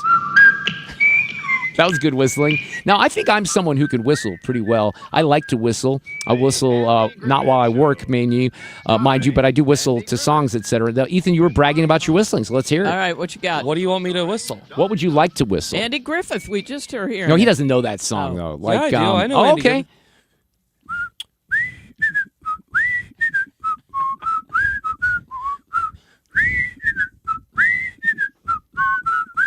That was pretty good. We were all doing it. Yeah. That was good. Fred was not. I can't whistle. That was hard. You can't really whistle? I can't whistle. Oh, my goodness. I know. Just never It's got, it's not at horrible. all? It's horrible. Can you try? I don't even want to try. Okay. Oh, yeah, okay. He's not it's lying. Like my whistler's broken. But let me tell you, when my boys were like 10 and 12, I took them to Tower Grove Park. Okay. They had the world's best whistler came in for a concert. Oh, I love Well, this. so They this is flew this him guy in from Bristol, Yeah. England. Yeah. And he did an hour of whistling tunes. Oh, my goodness. And An we had hour? to stop from laughing. Wow. Well, and that's because after 45 minutes, it's like, all right, it's been 45 minutes of this. Yeah, right. All right, so that it's interesting that you mentioned that, because Chris Ullman, the guy that you just heard there, he is a 4-time whistling champion and a member of the Whistling Hall of Fame. Wow. And he whistled the national anthem in Baltimore last night. There's a singer that I really like. Her name is LP. That's just her name. She's from Nashville, but she whistles a lot in her songs. Like really, really great whistling. Like she's an expert whistler. But that was pretty, when I first heard about this, before I listened to the audio, I thought, okay, what's the big deal? But he, does some interesting things with his whistle that are unique, I would say. Yeah, he's trilling and that sort of thing. He did a pretty good I job. don't know there. if I could trill. There's a lot of good vibrato and crescendos. Stuff like that. All right, we're coming back. We have questions about the roads in downtown St. Louis. They're building these little bump out things. What the heck? Yeah, exactly. We'll try to get some answers coming up next. Then we'll have Dan Reardon wrap up the Masters. I have an audio cut of the day. Traffic from the 97.1 FM Talk Traffic Center. We've got volume on westbound 6440. It's just past Kings Highway out through McCausland. Eastbound slowing east of Lindbergh through Big Bend. Westbound slows again, Highway N out through the 70 split. 70 westbound looks good. Eastbound 70 on the Illinois side slowing at 64. That's due to road work over there. And this report is brought to you by Point with an E Pest Control. I'm Sue Thomas, and that's traffic on 97.1 FM Talk, St. Louis Conservative. Call Point Pest Control, mention Annie, and get 10% off your pest problem. Once summertime hits, ant populations begin to reach peak numbers, maybe even into the millions. Call Point Pest Control before they invade your home. Call Point Pest Control, 636-798-0023. We have a stretch of weather here that's very summer-like, not spring-like, but we also know that we could get tornadoes. We had a terrible one last year. We're coming up on the anniversary. I want you to get a free estimate. Give yourself some peace of mind on a Generac home standby generator from Generator Supercenter. They're the nation's #1 Generac generator dealer. These are the best in the industry. They're not portable generators. A lot of the installations that they do are absolutely, all of them, not a lot, all of them are permitted and code compliant. They only use copper wire. A lot of the competitors use aluminum to save money, or even scrap wire. You don't want that, because then the folks at Generator Supercenter will tell you that they're called for repairs or maintenance issues for generators that they didn't even install. So bypass all that. Go to the best. They'd love to have you at least get a free estimate. Financing is available with low monthly payments. You don't have to worry about the power company. You give yourself peace of mind. We know. If we're just being honest about the situation with the power grid, it's going to fail. It's going to fail. And then we're going to finally decide to do something about it as a country. But you don't have to be the person wanting to know when your power is going to go back on. Even if you're out of town, the power kicks on right away. Again, low payments, financing available. Generator Supercenter. Get your estimate today. Generator Supercenter of St. Louis.com, or call 314-499-2020. 2026, I've been hearing from customers and friends that their utility bills went up quite a bit for their electric bill. That being said, and you're looking at buying a new air conditioner, or you're thinking, hey, I guess let's just get an air conditioner so it helps with the electric bills. If you have an old system, it definitely can help you. But watch your thinking. Just because you are told this is a so-called high-efficient air conditioner, it's not going to save you nowhere near what you think it's going to save you. Just replacing your old equipment is the biggest thing, and make your house efficient. An air conditioner is not going to make your house efficient. That being said, it's a great time to purchase an air conditioner if you get the correct one. Don't overspend. Don't believe the hype. In other words, don't drink the Kool-Aid. Call me, Bart Inman, at 314, one easy number, Missouri and Illinois, 314-293-2600. Again, the easiest of numbers, 314-293-2600, or bartinman.com. God bless. It's time for a $98 AC tune-up. This portion of the show is sponsored by Jerry Kelly, heating, air conditioning, electrical, and plumbing. From O'Fallon, Missouri to O'Fallon, Illinois. 97.1 FM Talk, St. Louis Conservative.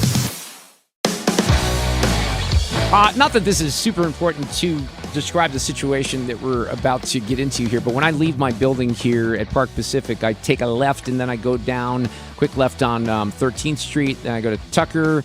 No, Market. Sorry, I'm getting my street. And then I go to 14th Street, which is Enterprise Center. Fred, did any of that make sense? So basically, I turn. The reason this is important is because when I turn left out of the building, there's really nothing to do with Tucker. But If you go right, and this is what Sue told me last week, she goes, oh, if there's a game or a concert, we usually go right if there's a blues game because then you don't get hung up. I can't go down 14th Street. So Sue said, did you go to the right last night? I said, no, I kind of forgot, and then I went out the other way by Union Station.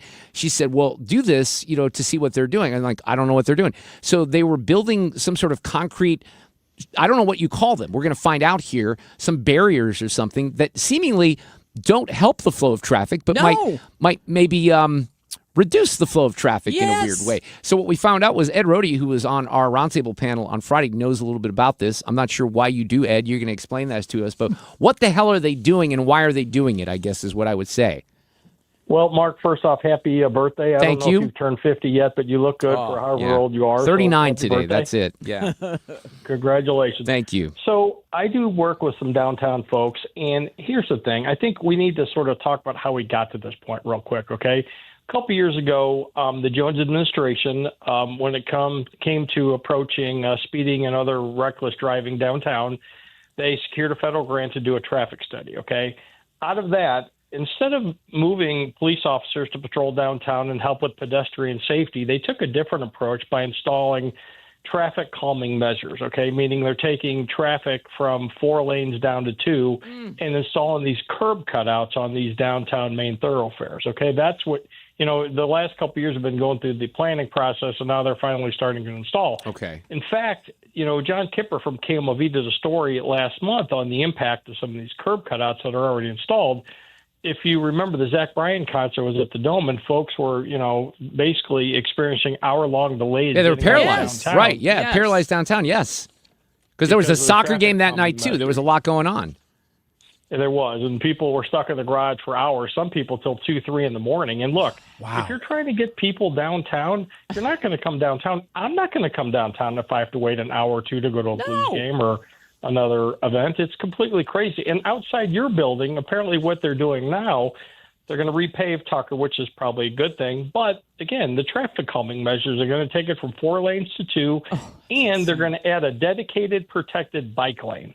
Now, I'm a cyclist, Mark, and I know you used to cycle, but I don't know about, protected, dedicated bike lanes on a main thoroughfare in downtown St. Louis. When you don't see any bikes anyway. No, I mean, I don't get this. So when you say traffic calming, and people are going to see this, if you're not familiar with these yet, you're going to start seeing them, I guess, because this came out of nowhere for us, and I don't really even understand what the purpose is. Like, how do they, quote-unquote, calm traffic? Do you know, Ed?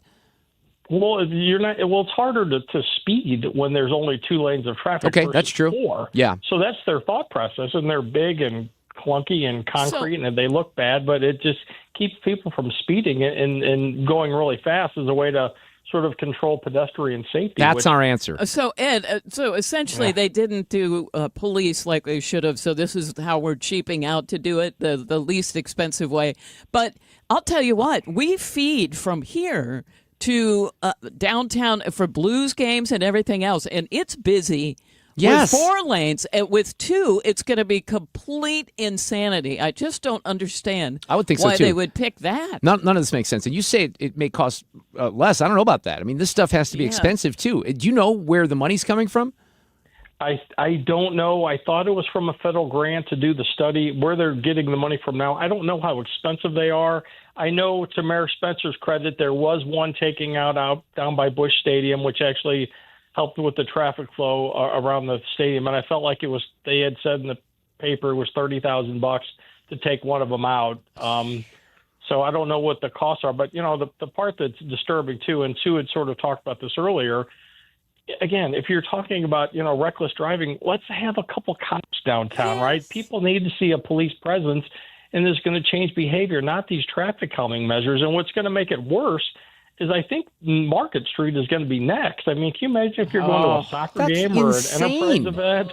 Okay, this is crazy. And I'm going to take some pictures of this so people can know what we're talking about. But look, my suggestion was on the cop thing, if you go, and this is the reason I have to go down Tucker if there's a Blues game or a concert or something like that, there is a cop right there at Market and 14th Street, right?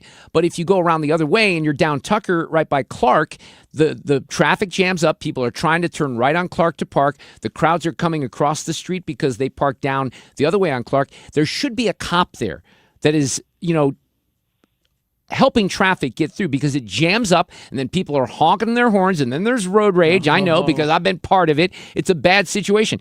If this is actually some weird engineering way to get that traffic to move faster, maybe it's going to be a miracle and I'll see that. But I think I'm with Sue that this is going to make it worse. Yeah. And you know I'm what? with you too.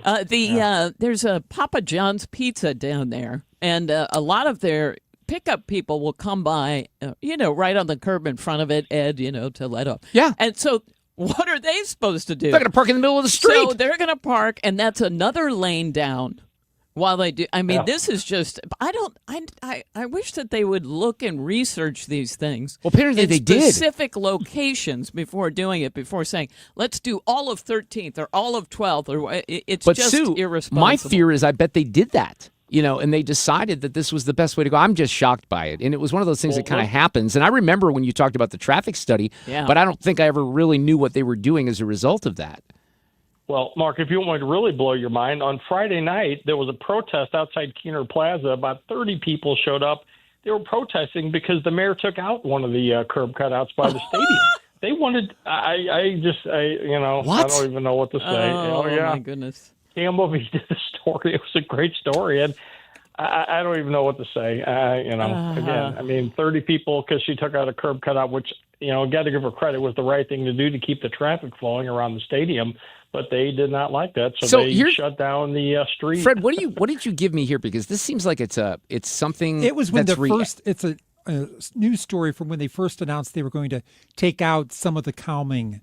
Yeah, but this isn't a news story because this is someone chiming in, and they say the city has chosen to remove bump outs downtown. According to KMOV, this decision was made in private. This is unacceptable. City residents have been begging for traffic calming in public meetings for years so people stop getting killed by cars on our streets. Residents are told to wait for years, and the bump outs are supposed to solve this? That's utterly ridiculous that these people, by the way, city residents, who the hell are you? Okay? There are no city residents. This is so embarrassing, Ed Rhode, I cannot even believe it, that this is their solution. And that people are mad that they took one out is even more comical, I think. It really is. Yeah, you should look at that story from Friday night on KMOV. It'll blow your mind, for sure. I will. Who was the reporter? I think John Kipper did it on Friday as well. I'll send it to you when you get off please the phone do, here. Because this did catch me off guard. I had no idea. Yeah, I think it's going to get worse before it gets better, unfortunately. So all right. Well, I appreciate the update this afternoon. Thanks, Ed. Thanks, Ed. Thanks. Yeah, we're so good at screwing things up in this city, aren't we? I mean, and I realize you're saying they're going to do this on Market, all the way down? That's what I said. That's complete insanity. Okay. Well, so what did I say 2 weeks ago? And I've thought about this, and I've said it a couple times. I made the case that you legitimately don't even need operating traffic signals downtown because there's not enough traffic. You should have flashing lights on most of the signals at most times. And maybe this is just acceptance of that they're going to reduce the flow of traffic because this is going to solve the crime problem. This is a joke. I wish Jane Dierker were here today to react to this because what a complete joke. All we need is more police. That's it. And instead, we do all this ridiculous rigmarole that screws everything up worse instead of doing what the problem is and hiring more police. I cannot say it any better than that. Traffic from the 97.1 FM Talk Traffic Center. On the roads, you know what? It's not bad. Westbound 70 looks good out of downtown. 64, a little bit slow at Clayton Skanker. It's eastbound that's slow, approaching 170 through Big Bend. And some volume westbound out at Lake St. Louis Boulevard. 55 looks good. And if you're headed into Illinois, we're fine on the Poplar Street Bridge. But there is some volume eastbound 70 headed for 64, and that, of course, is due to road work. This report brought to you by Overhead Door Company of St. Louis. Midwest winters take a real toll on your garage door, and Overhead Door Company of St. Louis can come out and perform their 26-point tune-up on your garage door and opener. Just one price for up to 3 doors and openers. Schedule online at overheaddoorstlewis.com. I'm Sue Thomas. That's traffic. 97.1 FM Talk, St. Louis Conservative. If you need a new garage door, this could be your lucky day. Entries are now open for the $5,000 sweepstakes at Overhead Door Company of St. Louis. A winner will be chosen at random to receive $5,000 towards new garage doors, openers, or front entry doors of their choice. Enter now at overheaddoorstlouis.com. So tomorrow night we have Tech Talk Tuesdays with George Rosenthal. And George and I have been sharing a lot of information, more so lately because he's doing the feature on the show. I'm going to tell you about his company here in a second. But there was a video that I found today on X of a robot that was chasing down feral hogs. It was quite entertaining. I don't even know if it's real, but it was really, really funny. I'll see if George can vet that by tomorrow night. But what he does here for you as a business owner, and Throttlenet has been here for over 25 years, helping businesses focus on security, strategy, and keeping your company productive. Because we know this, just one click or someone gives out a password. And we've had examples of this in the news with big companies that have lost millions and millions of dollars. No client of Throttlenet has ever paid a ransom because their cybersecurity works, and they'd love to prove it to you. If you would like, because you don't know where to go if you don't know where you are, and you have to assess that, you get a free baseline IT security audit if you visit throttlenet.com/971. They don't lock you into contracts. They have a great reputation, rave reviews.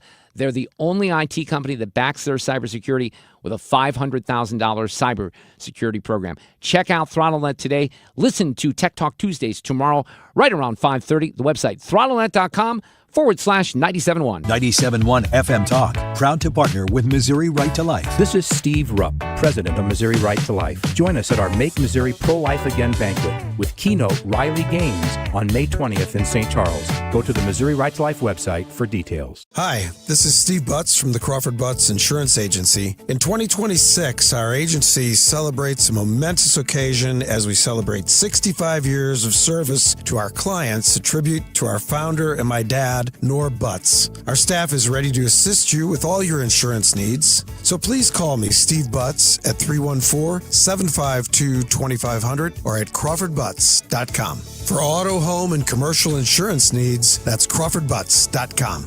If you're considering an annuity as part of your retirement plan, we need to talk. Hi, I'm Bob Stockdale, Senior Vice President Investments with the ClearPath Wealth Management Group at Stifel and host of On the Money Saturday mornings at 11 on 97.1 FM Talk. Annuities can be a useful tool for some retirement investors, but not all annuities are created equal. Every week, we meet clients who own complex annuities that don't suit their needs and, in some cases, actively undermine their retirement plan. Before you purchase an annuity, get a second opinion from the ClearPath Wealth Management Group at Stifel. Requesting a consultation is free of charge. To request a free consultation, contact us at clearpathinvesting.com. That's clearpathinvesting.com, or call us at 636-695-2650. That's clearpathinvesting.com or 636-695-2650. Stifel Nicholas & Company Incorporated, member NYSE and SIPC. License number GL250000615. Hey, it's good to hear you.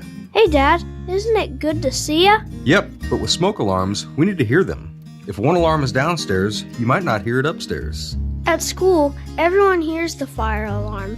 That's why we install hardwired smoke alarms that all go off together, just like school. Smoke alarms done the right way. Green is always grasser at grasserhomeservices.com. Nothing makes a gathering great like Eggland's Best Eggs. They're just so delicious with better nutrition, too. For us, it's eggs any style, as long as they're the best. Eggland's Best. Better taste, better nutrition, better eggs. This is the Mark Reardon Show on 97.1 FM Talk, St. Louis Conservative. All right, not going to lie, we went into the weekend with a 6-shot lead on Friday, Rory McIlroy at the Masters, and I'm a huge fan of professional golf. I love Masters weekend. Last year was magical when Rory won his first green jacket, and I'm thinking, I'm rooting for Rory. I like him, but you know what? I'd like to see some drama. Well, Dan Reardon, who's with us after covering his 39th Masters at Augusta National, we certainly had drama, didn't we? How are you, Dan? I'm doing fine, Mark. In fact, Sue can look this up. I've got a Masters gnome, which puts me in rare company. But you know, I hear the conversation about yesterday was disappointing, or some people thought it was great. I think it's based on what you want to see. And if you want to see great golf, then yesterday was probably a little bit of a disappointment. The top 6 names on the leaderboard going into only one broke 70, Scotty Scheffler. And the top 6 scores from yesterday coming from players who really never showed up on the leaderboard. Yeah, In fact, Gary Woodland had the best score of the day, didn't he? He was -6 yesterday, but that was his best along round. with Terrell Hatton and one other, there were 366s and 365s, and Hatton made it on to television with the 10 under total. But the rest of the guys didn't make it on camera because they had no chance to win. So it's sort of but if you ask me, was it entertaining? I said to the person next to me in the morning before they had teed off, I said, I'm looking at this leaderboard, and we have no idea what's going to happen. And after 9 holes, I turned to him, I said, we still have no idea what's really going to happen. So, like I said, do you want entertainment? Do you want good golf? I think yesterday we got more entertainment than we got good golf. See, I was confused by a lot of the blowback where people were not impressed with the weekend. I thought it was interesting. It was exciting. You were kept guessing until the last minute.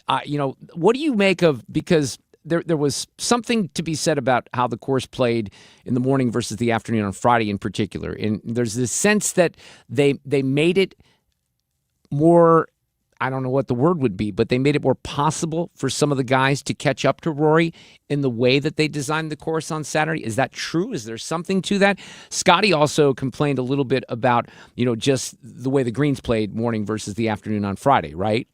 Well, yeah, and that's always going to be the case. And what he said is then on Saturday, he thought he got softer conditions in the morning, but that's because you get morning dew. You get moisture in the greens. That's something artificial. As far as the point about making the course easier in order to tighten up the competition, I'm baffled by that comment. That doesn't even make any sense. If I have 54 players in the field and 53 of them are going to be advantage, and I got a guy at 12 under, I'm going to make the course easier for him. Right. I don't understand that. Did they set a record on Saturday for the lowest third round? Yes, they did. Oh, wow. But I think that's more because they've gone 20 years when they had rain every sometime during the week at the Masters. This week, they had none. And so you had no wind, you had no rain, and you're going to set a record anytime on any course that you do that. I don't think you were the person down there that asked this question, but somebody was dumb enough to ask this question of Scotty Scheffler. Check this out. This was after Saturday. That was a 65 today. What did it feel like it could have or should have been? That's just a terrible question. Next question. Awful. What enabled you to... He kind of laughed at it, but yeah, that was a terrible question, Dan. I don't know how that happened, but look, he was in it till the end. Rory could have made a bigger mistake on 18. He shanks his drive off basically on the other fairway. He hits an amazing shot to get close so he doesn't screw up the whole tournament for himself. I liked it this weekend, and I didn't root against Rory. Now, I was thinking there might be a nice little storyline maybe with a Jason Day or someone like that emerged looking at the numbers from Saturday. But that didn't happen either. People fell off. It was still a fun weekend. I hope you had fun down there. I did, and very quickly. I talked to Jaime Diaz, a Hall of Fame golf writer, on Saturday night and asked him about the outcome on Sunday. And Jaime said, I'm rooting for Rory because I think the game needs somebody strong opposite Scotty Scheffler. And he says, I want to see the duel between Scheffler and McIlroy develop. And last year, Scotty won the Players and won the Rory won the Players and won the Masters, and then Scotty won the PGA and the Open Championship. And now that's flipped in that Rory now has the advantage. So we may be getting into that rivalry kind of circumstance, and we'd all enjoy that. I like that. What do you think of Sergio busting his driver throwing a fit yesterday? We played that audio. Disgraceful, absolutely disgraceful. And unfortunately, the club probably can't do anything about it because he's a former champion and you can't single him out, but there will be repercussions for Sergio. And he's been bitter for a long time. That's why he ended up on LIV, because he got angry with the PGA Tour. I used to like Sergio. I did too. And now he's one of the more unlikable people on the tour. It's weird for me because it's like the opposite with Bryson, because Bryson I used to hate, and I love him now because his personality kind of matured a little bit too. That was part of it. And, he was paired with John Rahm. And I'm surprised that Rahm, when he was asked the question, wasn't at least a little critical of that behavior. But a couple of guys from Spain, I guess, sticking up for each other. But I thought it was absolutely disgraceful. Yeah. All right, Dan. Well, look, this is going to be the countdown to get you down there to Augusta National for your 40th Masters. And they kind of throw you a little party, don't they? Yeah. It's a very select group. There's only like 20 people alive who have ever done that. Oh, that's awesome. I think And you're let going to them need security for this trip next year, and I'm going to volunteer to be that person, to be your personal security, because we don't want you getting, injured on the way down or anything like that. Dan, I looked up the gnome. Did you get one from this year? They started these in 2016. They are the most sought after souvenir at the Masters. They made it available to the media to buy a gnome. It was $59. You can buy it on eBay now for $700. Yes, yes, amazing. I just looked them up, and they had an umbrella on this year's. Do you have one from every year since this? I do not. Okay, I do not. They're clever. They're cute. They're fascinating to a lot of people. But one was fulfilled my requirements. Thank you for all the coverage last week. It was a lot of fun. We look forward to the rest of the summer, Dan. And thanks so much. I'm glad you made it back, and we'll continue to talk golf. Enjoyed it, Mark. All right, take care. Next month. Dan Reardon, no relation, as I like to say. Traffic from the 97.1 FM Talk Traffic Center. Nope. This is like a series of mistakes that the host has made. It's unbelievable how many mistakes I made today. But that was another mistake. Here's what there we go. Playback ready.